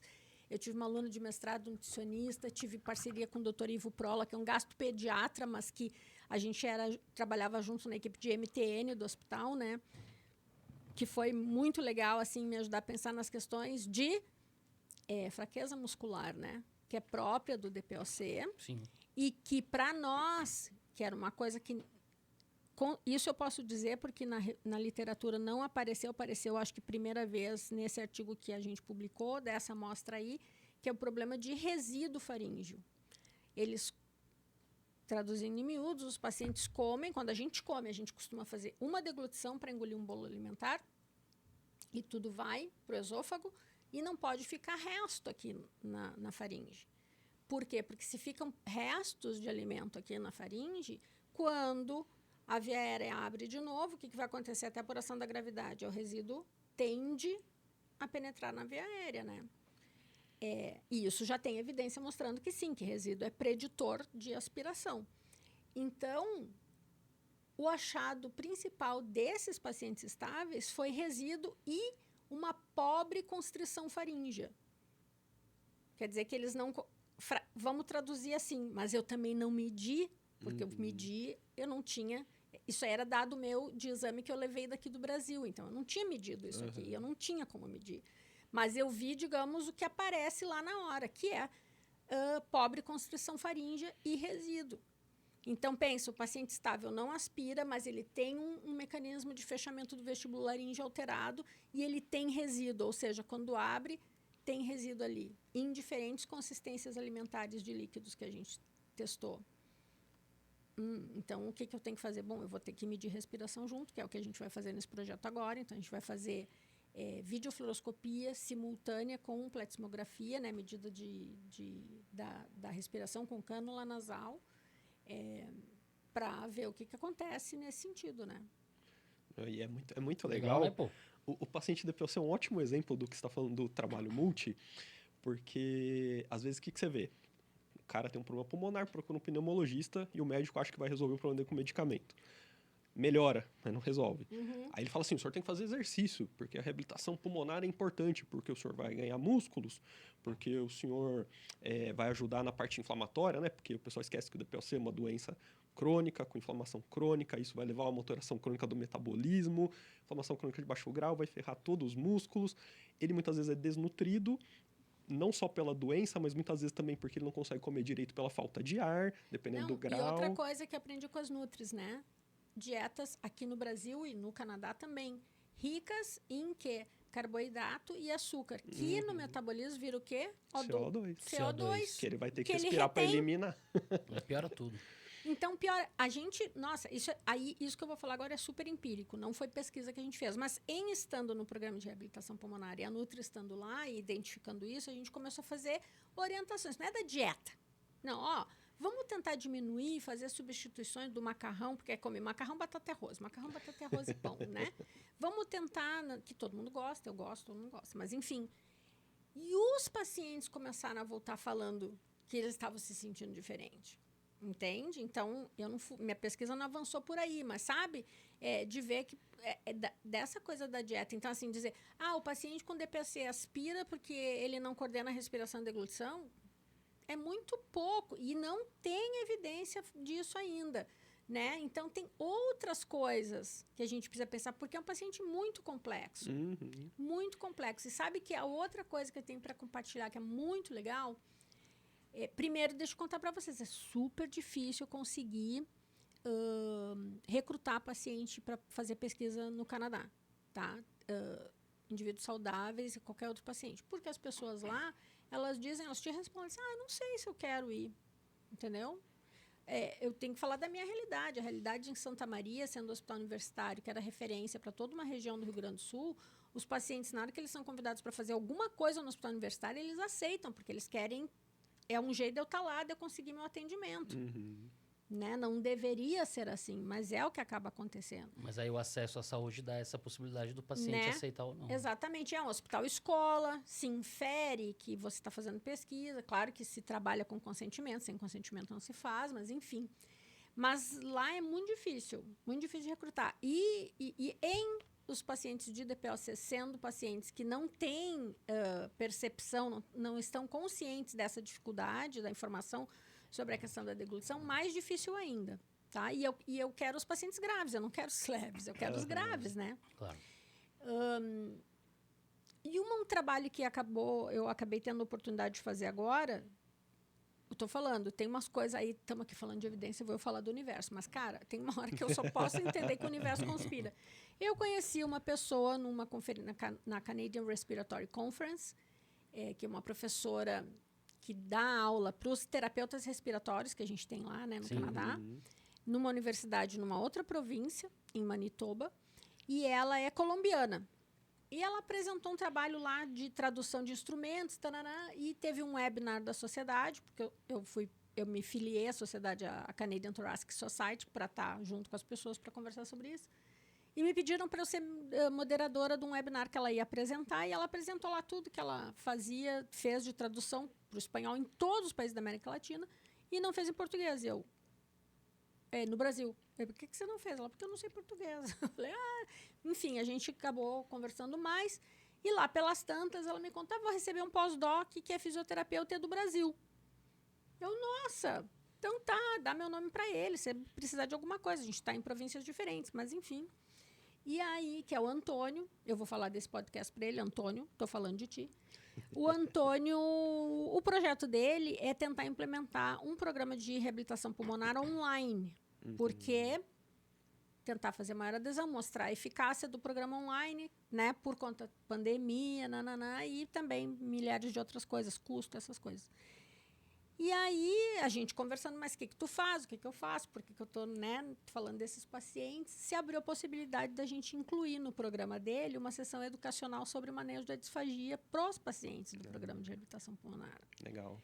Gente, é muito legal. Quando a gente conta para os pacientes, olha, sabe aqui onde você respira, tem a laringe, que tem a corda vocal, a prega vocal, né? Quando você tosse, eu mostro videofluoroscopia deles tossindo, eles ficam super, né? Nossa, é isso que acontece, por que você não deve fazer isso, fazer aquilo, né? Muito legal. Sabe? Que é uma outra coisa também. Então, eu estou lá trabalhando, tentando explicar o mecanismo, tentando entender o que acontece, qual é o risco, se esses pacientes estão sob risco, qual é o risco que eles estão, mas é dar informação para o paciente, né? Para eles saber. E aí o que eu acabo dizendo para eles é isso. Eu digo, aí já teve grupos em grupo, né? Que eu digo para eles, mas eu acho que eu tenho. Então volta lá no seu médico e diz para ele que você sabe disso, que você escutou isso, taraná. Você dá o tal do empoderamento, né? Aí você vai lá e dá informação para o paciente, para ele tomar decisões sobre o que ele precisa e o que ele não precisa também. E isso tem sido uma experiência muito, muito, muito interessante. Queria abrir um paralelo em relação ao que você acabou de dizer, que lá no Canadá isso faz todo sentido e você percebe que os pacientes são empoderados em relação a isso, tanto que houve aquele questionamento. Qual é a evidência desse tratamento? No Brasil existe uma resistência muito grande quando o paciente ele chega com determinada informação aos profissionais. Vou trazer uma experiência pessoal, tá? Não vou falar que é uma média, mas todas as vezes que a gente traz ali uma informação com um profissional médico, aquela resistência é muito grande. Não, você não é médico. Então, todo o escopo cultural nacional, o desconhecimento, o acesso... não o desconhecimento, mas o acesso ao conhecimento no Brasil, ele é limitado. O acesso à saúde faz com que a nossa população se degladie pelos serviços de escola, diferente lá do Canadá, que o paciente geralmente considera aquilo como uma opção de menor qualidade, o que não tem nada a ver uma coisa com a outra. Ou mais mesmo relacionada à coisa dessa primazia do individual, né? Sim. Eu não quero que me vejam, né? Eu não quero que um monte de gente me veja. Ele não quer se sentir um N. Enquanto no Brasil a gente entende que muitas vezes ser o N é a forma mais rápida de você ter acesso ao tratamento que você precisa. Olha como infelizmente, né? Todo o escopo cultural torna uma realidade absurdamente diferente. Desculpa, o meu jeitinho. Mas eu sou essa pessoa também que eu concordo, eu acho que o ambiente é diferente, a cultura é diferente, o modo como a gente se posiciona em relação às coisas aqui é diferente, mas eu sou essa pessoa que quero... Então seu Zé da Silva, vem aqui, deixa eu explicar para o senhor. Sim. Abra a videofluoroscopia. Gente, na Universidade de Santa Maria, a gente fazia isso, os alunos estavam lá e diziam, é o seguinte, a sua responsabilidade sobre o cuidado desse paciente, ela não se encerra no seu ato técnico por si só. Então, eu fiz a videofluoroscopia... terminei de fazer a avaliação do paciente lá no leito. Esse paciente vai ter alta. Ele tem que voltar. Mas ele mora em Cacimbinhas do Sul. Liga para Cacimbinhas do Sul, tem fono lá? Não, mas não tem fono em Cacimbinhas do Sul. Tá bom, então com quem que a gente fala lá em Cacimbinhas? Porque ele tem que voltar para fazer videofluoroscopia. Tudo bem, estou falando na realidade do hospital que tinha videofluoroscopia. Mas se não tem, ele vai ter que fazer, tá, então onde é que tem? Com quem que fala? É com o serviço social. Eu cheguei a fazer ligação para o prefeito da cidade, porque a ambulância não vai no tal dia, porque a videofluoroscopia era só, sei lá, nas segundas. Ok, posso falar serviço social? Não tem, ela não tá de licença. Então, com quem que eu posso falar? Com não sei quem. Não, então com quem que eu posso falar? Com o prefeito. Então, passa o prefeito. Senhor, é o seguinte, o seu José da Silva, ele teve isso. Aqui quem está falando é a professora Renata, da fonoaudiologia do Hospital Universitário. Para falar do prefeito é demais, velho. Não, mas é porque você entende, eu estou falando isso, não é porque, é porque a cidade era muito pequena. Claro. Então, assim, o senhor entendeu? Eu preciso que a ambulância traga o seu fulano. E assim, eu sei é complicado para o senhor, mas é na segunda-feira, mas é que esse exame a gente só tem na segunda-feira. Se o senhor não mandar para cá, o senhor vai ter que mandar para Porto Alegre, vai gastar mais gasolina, vai gastar, entendeu? Então, vamos mandar para cá. Fez sentido para ele. Então, o que eu quero também falar nisso é que quando a gente fala empoderamento, essa palavra até ganhou umas conotações chatas, assim, né? Eu acho, em alguns contextos.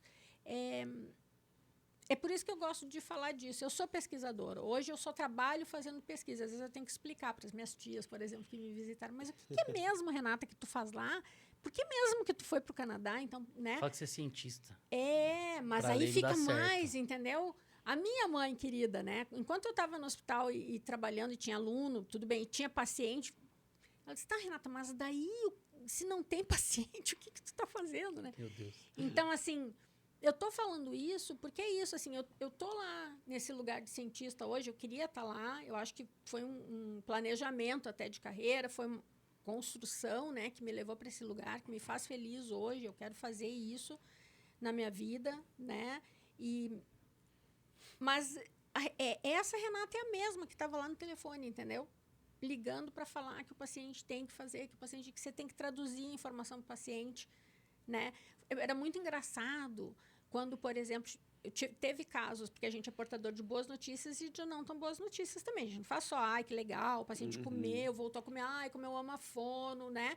E o paciente na UTI dizia, eu lembro de uma paciente, eu odeio as fono. Saindo do... Elas não deixam a gente comer, não posso nem tomar água. Né? Eles odeiam água espessada. E assim... sacanagem, mano. E tive isso, assim, eu lembro de um paciente que voltou, porque, claro, acabou voltando, né? Não tinha lugar para fazer exame, acabou voltando para fazer a videofluor lá. Eu olhei e disse, mas põe esse paciente. Aí puxa lá, prontuário. Já era um paciente que tinha sido avaliado, que tinha sido dito que ele não tinha expectativa, assim, que o prognóstico era muito, muito, muito limitado, inclusive pelo estado cognitivo do paciente. Né? Via oral, nem pensar o que a gente poderia fazer uma coisa assim para prazer, gustatória, sem, entendeu, compromisso com o sucesso que esse paciente ia comer pela boca. Não ia. E essa esposa voltou com esse paciente e chegou lá e claro que ela encontrou fono que disse para ela que ia fazer o paciente comer. Claro que ela encontrou. E que cobrava por isso. E que dizia que o paciente ia comer um dia, né?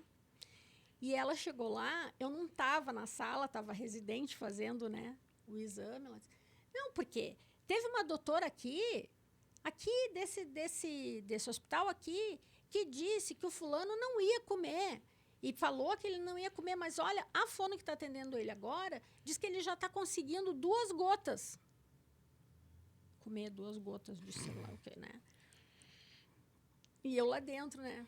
Chega eu falei, no esôfago, 2 quê, gotas, né? velho. Eu falei assim, o Chega. que será que eu faço? Será que eu deixo? Será, né? E a residente me olhou pelo espelho, eu falei, puxa vida, né? Daí, aquele momento que se diz lá, vou eu ser portadora das más notícias de novo, mas, né?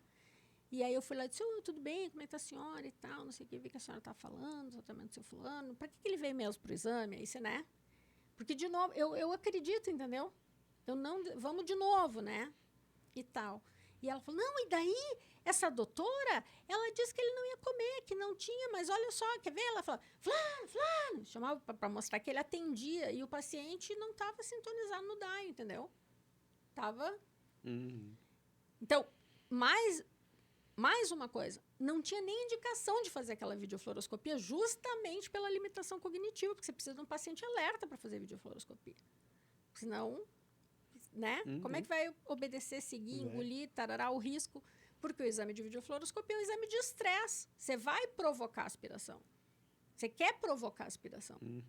Para ver também o que se aspira, o que faz com a aspiração, para onde é que vai, como é que reage e tal, né? Implementar manobra e tal. E aí foi a lenda de novo, não sei o que. Ela disse, não, mas a fono fulana disse que ele vai comer, tarará. Eu disse, tá bem. Isso que é ruim, né? Porque você coloca um sentimento na família, no paciente, uma expectativa que não está dentro da realidade. É mentirosa. E que pode trazer um prejuízo muito grande. É muito irresponsável. É muito irresponsável. Será que eu posso ter mais uma aguinha? Claro. Ô, é Renata, muito irresponsável. você falou que você vai provocar a aspiração durante o exame. Qual que é o risco disso complicar após o exame? É assim, ó. O primeiro que o exame ele é feito com um alimento contrastado, né? E o contraste é indicado para... Não, queria água, cara. O contraste usado no exame de videofluoroscopia, em geral, é o bário, tá? E aí existe toda uma discussão, né? E pesquisa nisso da diluição desse bário, a concentração e tal. O que é, digamos, o best practice, né? Melhores práticas. É você ter um alimento... Primeiro, usar alimentos numa padronização internacional, que hoje a gente trabalha com a padronização internacional do IDSE, que eu não sei se vocês já ouviram falar, mas enfim, né? Que é testar aquelas consistências específicas que são padronizadas, porque isso é um outro problema de disfagia. Você diz, o paciente pode tomar líquido na consistência mel. O que é mel, né? Qual é a consistência mel? No outro serviço é outra coisa. É outra. Mel é aquela consistência de shampoo. Aí você começa essa descrição maluca, né? Shampoo. Aí o paciente te liga. Ele pode tomar iogurte? Eu nunca usei shampoo, doutora. E qual? Agora? Não, iogurte. Mas qual iogurte? Qual consistência? Mas bem, enfim, falando do risco da aspiração. Sim. E o que dizem os protocolos, né? A gente até falou disso na semana passada também no treinamento. Veja, se você está fazendo uma videofluoroscopia para fazer diagnóstico, é isso que você quer. Você quer ter um diagnóstico preciso. Então, você precisa saber se o paciente aspira, em que consistência ele aspira.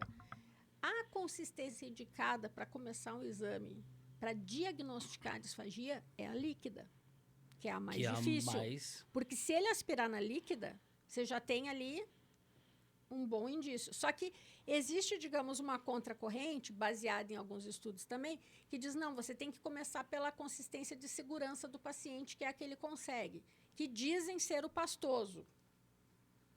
X. Discordo totalmente. Porque vai ser um... Vamos lá, vocês dois, né, que não são fonoaudiólogos. O que passa mais rápido pela... Você tomou aí e engoliu, o que passa mais rápido quando você engole? O líquido. Sim. O pastoso vai passar mais devagar. E as consistências mais densas, mais espessadas, vamos dizer assim, elas tendem a deixar mais resíduo. Então, se o paciente é um paciente neurológico, tá? Com uma musculatura que está trabalhando lenta, você começou pelo pastoso, porque em tese é o tal de segurança. Ele vai passar devagar e vai deixar resíduo, já vai ficar aquele monte de resíduo aqui. Já comprometeu. E o líquido vai levar tudo. Não, mas você já comprometeu o exame inteiro, porque às vezes você vai levar o exame inteiro para tirar aquele resíduo de lá, para conseguir ver. E aí você não conseguiu ver. Eu estou pensando que você falou do DPOC, que a contração é um pouco mais rápida. Então, o líquido passa sem dificuldade, mas o resíduo talvez seja o principal problema para ele lá na frente. Resíduo é o principal problema, mas também se viu... Porque, assim, naquelas receitas de bolo sobre disfagia, uma das coisas e que tem evidência é o espessamento dos líquidos como estratégia terapêutica. Sim. Beleza, isso tem evidência. Mas não é assim, espessa para todo mundo igual. Porque, na análise, as consistências mais espessas para o DPOC... não foram boas. Então, você dizer assim, ele aspira com líquido, vou espessar e vou dar um nível 4 do índice para ele, não necessariamente está fazendo uma boa coisa. Talvez tenha que ser uma mais intermediária. Mas aí só com o exame para você conseguir determinar. Se você conseguir levar mais tempo ligando para o prefeito, justificando que precisa da videofluoroscopia, fazendo ele ir na videofluoroscopia, você vai gastar mais tempo aqui, mas você vai economizar tempo lá. Voltando para o risco, né? Então, a gente quer estressar o sistema para o paciente aspirar. Só que a gente daí, se ele aspira, e a gente tem protocolos de volume, né? Você não vai dar um balde para o paciente tomar para ele aspirar um balde. Você vai dar uma colher e goles habituais. Aí você vai ver como é que ele foi. Se ele já aspirar, você não vai continuar, né, ali. Aí você vai ver o que vai na outra consistência para você conseguir vendo, o que melhorou. Nessa consistência XYPTS ele foi bem. Legal, então já consigo saber que essa talvez seja uma para eu começar lá a trabalhar e restringir a dieta por um tempo, que é outra coisa, né? Que eu acho que é uma crítica que vocês trabalham em UTI. A fono veio aqui, restringiu, disse que ele só pode isso e nunca mais apareceu. Né? Como se só mudar a consistência da dieta fosse a terapia, né? Não. É um recurso, é uma estratégia temporária, compensatória, não é? Né? Para manter ali por um tempo, que você quer chegar ao máximo possível que aquele paciente conseguir numa dieta mais normal, né? Que ele consiga migrar, voltar para uma consistência mais próxima do possível, digamos, daquilo que a gente chama de normal, né? Mas isso é muito porque existem poucas fonos para um serviço como um todo, né? São poucos os serviços que a gente tem um volume de fonoaudiólogas que consegue abranger e oferecer uma assistência, uma reabilitação da porque disfagia. Eu acho que isso é uma coisa que no Brasil ainda precisa ser construída. Sim. Né? De mostrar, por exemplo, que eu acho que na físio você já tem, por exemplo, é um físio para quantos leitos, que eu sei que você recentemente até fez lá a sua pesquisa survey no Instagram e é uma realidade dolorida, né? Mas vocês pelo menos têm um indicador. A gente nem isso tem. A gente tem uma fono, às vezes, contratada no hospital e eles querem que faça tudo. Do bebê ao adulto, vá na UTI, faça tudo. Teste da orelhinha, atenda paciente, entendeu? Isso é enlouquecedor, né? E aí eu volto a dizer que é economia burra de RH. Porque você quer contratar menos fono para fazer uma demanda altíssima de atendimentos, não dá qualidade, não diminui o risco dos seus pacientes e vai aumentar o custo farmacológico lá na frente. Antibiótico terapia, paciente que sai da UTI, o fisioterapeuta fez tudo bonitinho, não tem fono na UTI. O paciente saiu de lá, pulmãozinho bonito, foi para internação. Chegou na internação, começou a comer, voltou para UTI. Sim. Né? Então é uma economia burra de RH, né? Não vale a pena, não. O benefício... Inclusive, o custo, né? Eu lembro de uma vivência dessa. A gente começou a atender... Quem que tinha de fono no hospital? Tinha uma fonoaudióloga contratada no hospital que fazia a parte de áudio, que tem todo o serviço de áudio no hospital, e que também tentava, né? Dava o máximo dela para atender, né? Os chamados da UTI neonatal e vez ou outra, algum outro paciente da internação, paciente adulto. Aí a gente começou... Sim, com força de trabalho da residência. A residência é aluno, mas é força de trabalho, né?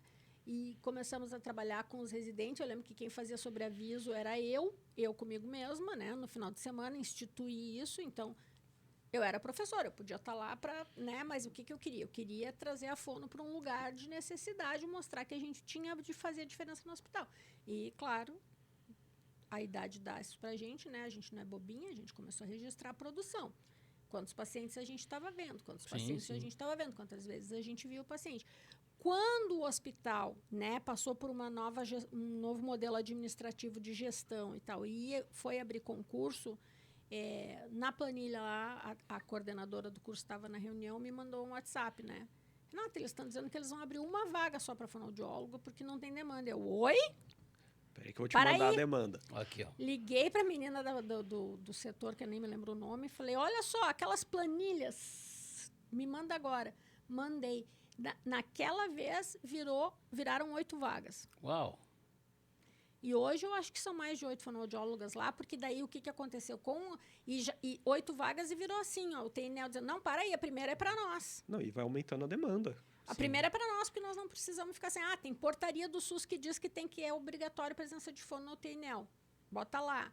Precisa de fono aqui, precisa de fono lá. E aí, supimpa, entendeu? Começou porque tem uma outra coisa que aí o Léo fala disso, né? Que falta para os profissionais da saúde, que é noções de gestão, né? E aí eu vou falar de gestão pública e privada, porque isso era gestão pública, do recurso público. A gente está no hospital escola de uma universidade federal. Sim. Eu tenho que ter indicador, eu tenho que mostrar qual é que é a demanda, né? E eu comecei isso para dizer que uma vez a pessoa que era responsável pelas compras me encontrou no elevador e disse assim, vocês estão gastando espessante demais.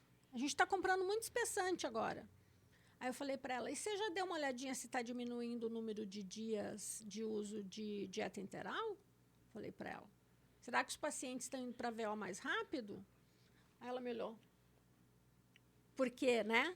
Tá gastando espessante porque tem mais flor no Só hospital. só olha um pedaço do não olha na custo, perspectiva não olha macro da coisa. o total. Mas a gente também tem que aprender isso. Porque a gente tem que apertar, não tem jeito. Né? Sim. Tu pode ser... Eu disse assim, aí, uma outra vez, eu disse assim, que eu tô levando espessante para casa para comer, né? Porque daí... Mas, enfim, é complexo, né? Sim. Ô, Renato, sobre pesquisa, assim, se você fosse fazer essa pesquisa que hoje você tem conduzido no grupo de pesquisa do Canadá, aqui no Brasil, com o fundo CAPES, um fundo da CNPq, a gente sabe que o Brasil ele permite esse tipo de investimento em pesquisa, que não é tão grande quanto a gente esperava, a gente sabe que existe uma dificuldade, uma limitação, só que o time de implementação de um desfecho de uma descoberta tão importante quanto essa nota de corte de indivíduos normais ou de populações com perfis patológicos específicos, o tempo de implementação disso no nosso modelo assistencial de saúde pública ou de saúde privada é gigantesco. Então, houve um investimento do Estado em relação a essa pesquisa resultou em algo que realmente vai impactar o desfecho clínico desses perfis de pacientes, só que até isso virar algo rotineiro e que vai mudar o cenário assistencial da fonoaudiologia na saúde pública nacional, o investimento meio que não se justificou. Né? Olha, eu joguei lá, descobrimos, e ao invés de a gente utilizar isso no nosso país, onde o investimento foi feito, existe um atraso muito grande. Como que é no Canadá esse investimento de fundos na pesquisas? São fundos privados, são fundos públicos? E como que isso é devolvido? São as duas coisas no Canadá, tá? Primeiro que eu acho que no Canadá, que é onde eu estou e eu posso falar, não existe tanto esse prurido, eu acho, em relação também a coisas da iniciativa privada fazer parte do investimento da pesquisa em saúde. É necessário, por exemplo, falando especificamente do investimento em pesquisa, e aí eu vou falar de DPOC, a GSK, que é uma indústria farmacêutica gigantesca, neste ano investiu muito dinheiro junto ao que seria o CNPq e a CAPES, que é o CIHR, que é o principal órgão de fomento do Canadá de pesquisa, para dar suporte para pesquisas específicas em algumas linhas de necessidades que eles estavam vendo para pesquisa de DPOC. Tá? E por quê? Porque, claro, que interessa para a indústria farmacêutica que as pessoas saibam mais sobre DPOC. Vamos falar assim, para saber fazer melhor. Tá? Mas existe, com certeza, toda uma regulação ética disso. Não é que é simples assim, vai lá e paga. Não. Mas existe. Então, acho que isso é uma diferença. Então, tem mais dinheiro. O país tem mais dinheiro do que a gente aqui no Brasil, em si, para investir em pesquisa. Né? Existe uma associação melhor com a iniciativa, digamos, privada, vamos dizer assim. Eu não sei se em todas as áreas. Eu estou dando esse exemplo, que é o exemplo que me ocorre agora. Né? Mas, por exemplo, essa pesquisa que a doutora Catrina Steele faz em relação aos valores de referência da deglutição é uma pesquisa que não é patrocinada pelo Canadá. O Canadá, quem patrocina essa grant são os Estados Unidos da América. Ela tem patrocínio do NIH, que é o principal órgão de fomento dos Estados Unidos, que ela consegue pontuar, né, para receber esse tipo de grant lá. Então, mas ela tem parcerias com outros, nesse projeto específico, com outras universidades também nos Estados Unidos, né? E essa é uma pesquisa, por exemplo, o NIH Grant, ele dá fundos para pesquisa por 5 anos. Ela já vem de uma grant de 5 anos, mais 5 anos, mais 5 anos. Provavelmente é uma pesquisa que vai se estender, né? Que se entende, aí se entende a complexidade e o report vai mostrando, chegamos até aqui, agora precisamos ir até aqui, agora precisamos fazer isso. E os órgãos de fomento vão entendendo isso. É competitivo, é altamente competitivo, não é que é fácil, né? A gente está falando aí de pesquisa de alto padrão e um nível de competição entre pesquisadores super alto, né? Não é para Renata Mancopes. Outra coisa. Não. Humildade, hein? Ainda não é, ainda não é. E aqui no Brasil, eu acho que é muito complicado, porque o problema é que os fundos de pesquisa eles estão sujeitos à mudança de governo. Eles não são parte de uma política de Estado, eles são políticas de governos. E aí a continuidade fica totalmente comprometida. Né? quando apliquei, depois que a professora Catrina disse, Renata, você tá bem, eu te aceito, vem fazer pós-doutorado aqui. Eu disse, tá bem, vou aplicar para receber um fundo, né, para pós-doutorado no meu país, para vir para cá. E eu não recebi. E eu, inclusive, recebi uma resposta de uma dos avaliadores do CNPq ou da CAPES, não me lembro, dizendo que para que eu precisava sair do país para estudar videofluoroscopia. Eu fui para o Canadá porque a doutora Catrina Steele tinha um fundo, ela abriu umas vagas para contratação de assistentes de pesquisa, e eu liguei para ela e disse, eu posso ir como assistente de pesquisa? Eu fico 3 meses aí. E ela falou, não, para aí, deixa eu ver com o RH se eu posso trocar uma das vagas para a vaga de pós-doutorado. Preciso de você aqui nessa data. Falei, tá bom. Ela me ligou, tudo mesmo dia, 5 minutos. Consegui mudar a vaga, você pode estar aqui dia 5 de outubro? Sim. Foi ela que patrocinou o meu pós-doutorado. Minha universidade, Departamento de Fonoaudiologia em Santa Maria, assinou embaixo e concordou em me liberar para eu ir. Super obrigado. Mas o meu país não fez isso por mim. Muito triste isso, né? Não é à toa que a gente perde tantos pesquisadores incríveis para outros países. Sim, porque se a gente facilitasse esse processo, tinha um retorno da pessoa. Quando você dificulta ou você não facilita, a pessoa vai por outros meios e acaba que não volta. Não volta. Porque aí tem outras coisas que aprendem, porque ela teve que fazer algo para ficar lá e isso vai fazer ela ficar lá, né? Não, e outra, lá você tem a possibilidade de ser pesquisador. E a sua função é ser pesquisador. Aqui no Brasil... Aqui você tem que dar aula, administrar, cuidar da tabela do aluno, se ele foi, se ele não foi, e escrever artigo. Sim. Você não consegue Para ser pesquisador, você tem que fazer... Rê, você falou sobre videofluoroscopia, você citou a nasofibroscopia, que é um exame, por exemplo, que o fonoaudiólogo no Brasil não pode fazer, né? E a gente sabe que lá nos Estados Unidos pode fazer, no Canadá eu não tenho certeza, no Canadá não pode, mas nos Estados Unidos, por exemplo, eles podem. E a gente sabe, eu conversando com os fonos lá, eles falam o quanto isso ajuda na prática deles, né? E aqui, recentemente, a gente teve aí o CFM soltando aí algumas resoluções aí que, na minha opinião, ferem diretamente a autonomia do fonoaudiólogo, né? No dia a dia.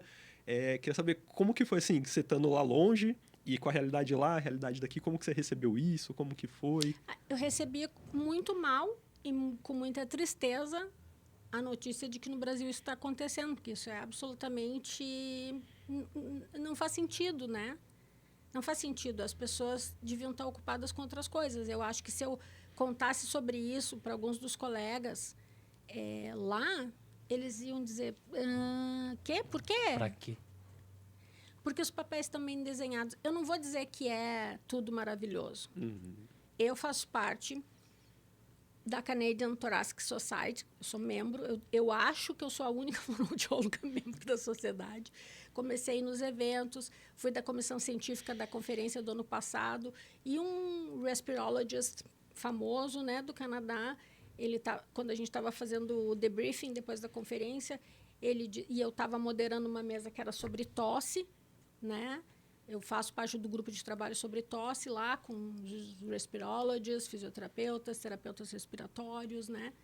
E tivemos uma fono, que é uma fono que tem uma prática privada, que foi falar, eu não estava falando, eu estava só moderando a mesa, mas eu estava na comissão científica.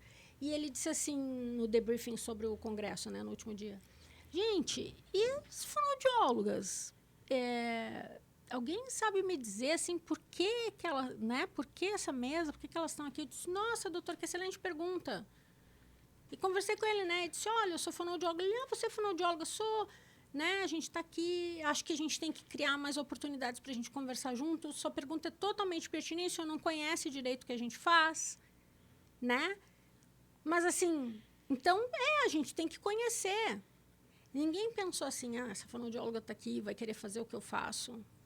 Ninguém quer fazer o que o outro faz, entende? Isso nem passa assim muito pela cabeça. Claro, existe uma legislação. No Canadá, a gente não pode fazer nasendoscopia. É o médico que faz. E alguns médicos, como aqui é feito, as fonoaudiólogas estão junto no exame, né? E fazem junto. E a fonoaudióloga não vai fazer nada que diga da prática médica. Não é ela que vai dar diagnóstico médico. Nunca. A gente não pode. A gente é fonoaudiólogo. Agora, o médico também não vai saber avaliar a funcionalidade da deglutição no nível que a gente analisa. Então, Lá em Santa Maria, a gente começou a falar sobre isso. Na época, eu acho que o médico, eu não me lembro se ele era residente. Hoje, quem faz nasoendoscopia, um dos lugares que faz em Santa Maria, é um médico otorrino com uma colega, né, que era uma menina que foi minha residente, que foi minha mestranda, minha doutoranda, e eu acho que ele aprendeu com a gente, assim, entendeu? Lá vendo, e hoje ele levou isso para o consultório privado dele. Mas não tá certo ele ganhar por isso. Sendo o conhecimento veio de vocês. Eu não sei se é uma questão dele ganhar. Eu acho que realmente me falta informação aqui. O que eu imagino é que o exame custe tanto. E aí, bom, como é que é feita a divisão? Acho que aí entrou o corporativismo, que eu acho que é outra coisa péssima que existe, e eu vejo muito mais aqui no Brasil do que nos outros lugares por onde eu circulo, né? Que é uma assim, botando o dedo na ferida. Eu acho, porque a gente já teve outros movimentos, né? Ato Médico e companhia de muitos anos atrás. A sensação que me passa muito é a sensação de que quando a gente começa a fazer alguma coisa em que se percebe que o que a gente faz dá dinheiro, aí, não, isso é do médico. Porque está tendo um lucro aí que tem gente tendo que eu não estou tendo. E aí isso é tão medíocre. Sim. É tão medíocre que, para mim, de verdade... Você fala que você é reserva de mercado. Reserva de mercado. E eu acho, assim, para mim, Renata, assim... cara, eu nem dou bola para isso, sabe? Mas eu vivi situações muito ruins, né? Eu contei aqui das coisas boas, mas situações muito ruins. No hospital universitário, que é pior ainda, que é onde as pessoas deveriam estar lá em função da universidade, tudo tem que coexistir, inclusive as diferenças, vamos ver como vão fazer. Tinha até médico botando o dedo na minha cara e dizendo, você não vai ser isso porque você quer ser médica. Eu olhei para o diretor do hospital que estava do meu lado, e o diretor disse, mas eu não acho. Eu disse, não, realmente, isso não me passa pela cabeça, não tenho a menor competência, eu não quero ser. Agora, fonoaudióloga sou eu, quem vai ensinar os meus residentes de fonoaudiologia sou eu, porque a fonoaudióloga aqui sou eu, né? Então, mas eu acho isso de uma pequenez, assim, eu acho que é pequenez de espírito, acho que é reserva de mercado, sei que é difícil de lutar contra isso, porque eu acho que a corporação médica ela tem um poder, né, grande, assim, que afinal, os médicos, né, está na cultura, o que é uma desinformação, eu acho, porque Sim. A gente precisa respeitar os profissionais de saúde. E eu quero crer que o Conselho de Fonoaudiologia, já fui parte do Conselho de Fonoaudiologia, né, tem instrumentos e tem qualificação para se colocar de novo, né, e para se posicionar diante disso e dizer que não, e que as outras profissões da saúde também se posicionem, porque a bola da vez é a fonoaudiologia agora, mas depois vai ser outras, né? Na verdade, Todo tudo ao mês mesmo tem tempo. uma. Todo mês tem uma. E, assim, eu também quero valorizar os médicos que não fazem parte disso. Claro. Né? Porque, Com assim, certeza. tem tanta gente bacana com quem a gente trabalha junto e que sabe que não tem nada a ver isso, A gente não está falando da profissão, a gente está falando de quem está gerindo politicamente uma autarquia. Mais isso, é política, é corporativismo, quem está envolvido em atender as pessoas em saúde, fazer ciência, entendeu? Não faz parte disso.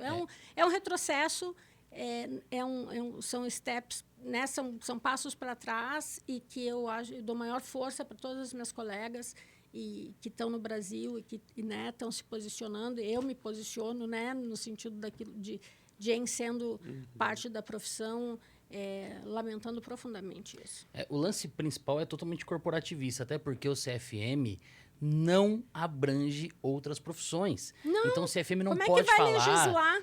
Que a fono pode ou não, que a físio pode ou não. CFM cuida de medicina e ele não pode proibir outras profissões. CFM, pelo amor de Deus. Uma vez eu vi alguém um médico falando do ato médico, dizendo assim, mas por que você acha errado se o CFM está querendo desenhar ou determinar a abrangência do ato médico? Não, sem problema. Determinar a ação do médico, Perfeito. é isso que o Conselho de Medicina tem que fazer. Agora, ao determinar o ato médico, querer determinar o ato profissional das outras profissões, não pode. Aí é que vocês estão pecando, aí é que está o erro. Exatamente. Não tem problema nenhum. Ter a sua profissão regulamentada é ótimo, desde que isso não influencie outras. A gente estava exatamente no início na Federal de Ciências da Saúde de Porto Alegre, quando a gente estava na vigência de uma dessas discussões do ato médico, e eu fui convidada para trabalhar daqueles PET Saúde, né? Um programa que botava os alunos da saúde juntos. Nossa, super produtivo, entendeu? E eu lembro de uns alunos da medicina virem com uma questão sobre que envolvia a questão do atraso de fala das crianças, ou as trocas na fala e tal. E eles assim, mas não sei o quê, mas não é o médico que tem que dizer isso? Não, eu acho que o médico, o pediatra, se ele está vendo a criança, ele realmente ele deve ver, né, que tem alguma coisa.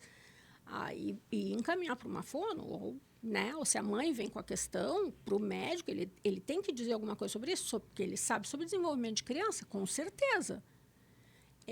Aí ele assim, então, eu disse, tá, mas então, de que natureza é o processo? De que natureza é o problema de fala? É fonético, é fonológico?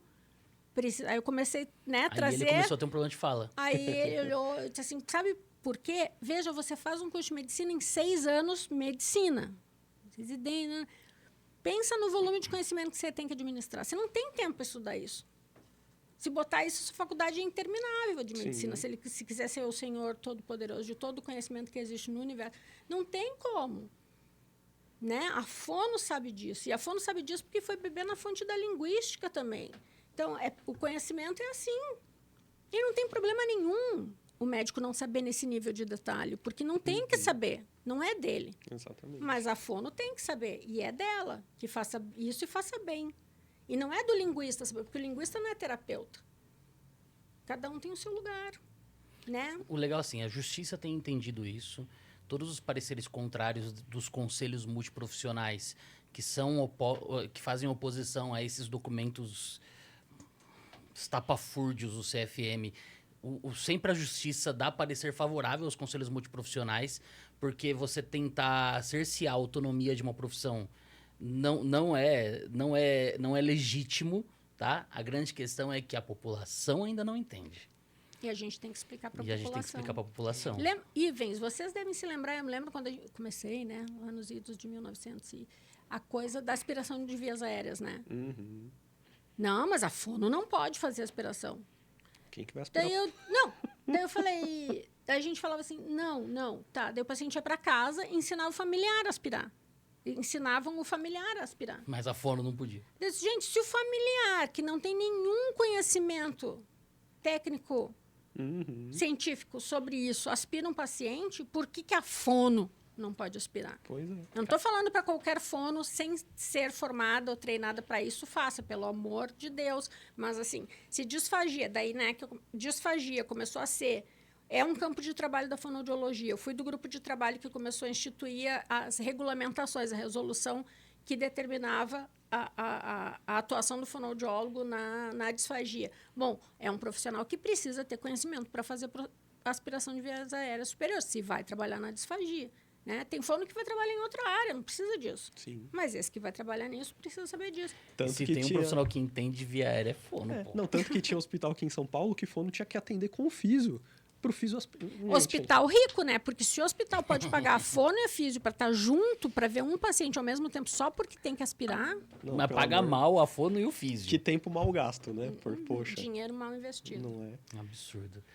A gente entende a sua preocupação com o horário do seu voo. Até eu tô preocupado já com o voo da Renata. Confesso que, assim, se você ficasse no Brasil... ia ser incrível para nossa ciência, mas a gente entende que você tem a sua casa, o seu grupo de pesquisa, a sua linha de pesquisa.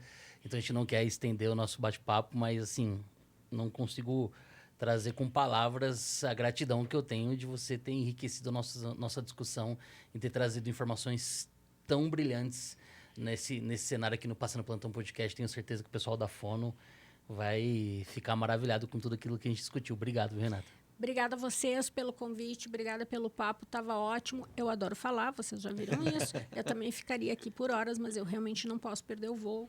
Né? Volto para o meu lugar, que é o lugar que eu encontrei no mundo. Hoje eu digo isso, né? O Canadá é meu lugar no mundo. Eu encontrei meu amor lá, né? Eu casei, então está ali meu marido me esperando. Preciso voltar para lá. Que bom que conseguiu chegar no estúdio. Mas sempre que vocês quiserem, eu estou à disposição. É um prazer conversar em português sobre as coisas que eu faço e compartilhar E o meu trabalho. E pelo contrário, sempre que você quiser, a gente está à disposição. Sempre que você vier ao Obrigada. Brasil, sinta-se à vontade aí para nos avisar, para a gente reservar um espacinho. Se quiser trazer a doutora Stil na próxima, pode trazê-la também. Vou falar com ela. Mas daí você sabe que você vai ser a nossa intérprete, né? Pergunta, quando passa no YouTube, tem a opção de fazer as captions em inglês? Acho que sim, dá para ativar a automática do YouTube, provavelmente. Beleza, ótimo. Então já fique aí convidada para mais N vezes que você quiser voltar. Muito obrigada. E deixa um recado aí, pessoal, onde eles te acham aí para continuar te acompanhando. Gente, muito obrigada por me escutar todo esse tempo aqui conversando. Quem me conhece sabe que eu adoro falar e ainda mais falar do que eu gosto de fazer. Obrigada ao podcast Passando o Plantão. Assistam o podcast Passando o Plantão. Eu tenho certeza que eles têm convidados ótimos. E, enfim, eu espero que vocês leiam os meus trabalhos e tenham contato com o que eu faço através das minhas publicações. E podem me seguir nas redes sociais também, né? O Instagram, eu tenho um Instagram profissional, que eu publico as coisas em inglês, mas tenho certeza que todos vocês podem acompanhar, que é Renata Mancops PhD, eu acho. Acho que é isso. Acho que é isso. É isso. Mas fiquem à vontade para fazer contato por lá. E toda Obrigada. a legenda é traduzida automaticamente pelo Instagram, então fica mais fácil o pessoal do Brasil também ter acesso ao que você escreveu lá. Isso aí. Show de bola. Careca. Cara, muito obrigado pela sua Valeu, companhia cara. mais uma vez. Show, obrigado. É isso mesmo, ó. Renata _Mancops _PhD. Só para Isso. confirmar. Obrigada. É isso, careca. Semana que vem, dia 18 de novembro. Não sei te contar não ainda. temos, porque esse episódio foi gravado em outubro, então fique atento aí às nossas comunicações no @Passando Plantão Podcast em todas as redes sociais, né? Exatamente. Show de bola? Não deixem de seguir Renata _Mancops _PhD, @Ivens Giacomassi, @Augusto Cruz Fisioterapia, @Amanda Reis Fisioterapia e @Abia Salgueiro, que fazem parte da nossa equipe, né? E @Passando Plantão Podcast. Nos vemos todas as segundas-feiras às 20 horas. E esse episódio, como todos os outros que já passaram nessas segundas-feiras de mais de 2 anos, também estão disponíveis e estarão disponíveis no Spotify e no Amazon Music. Exatamente. Agora vamos embora para Renata não perder o voo. Valeu, galera. Tchau. Tchau.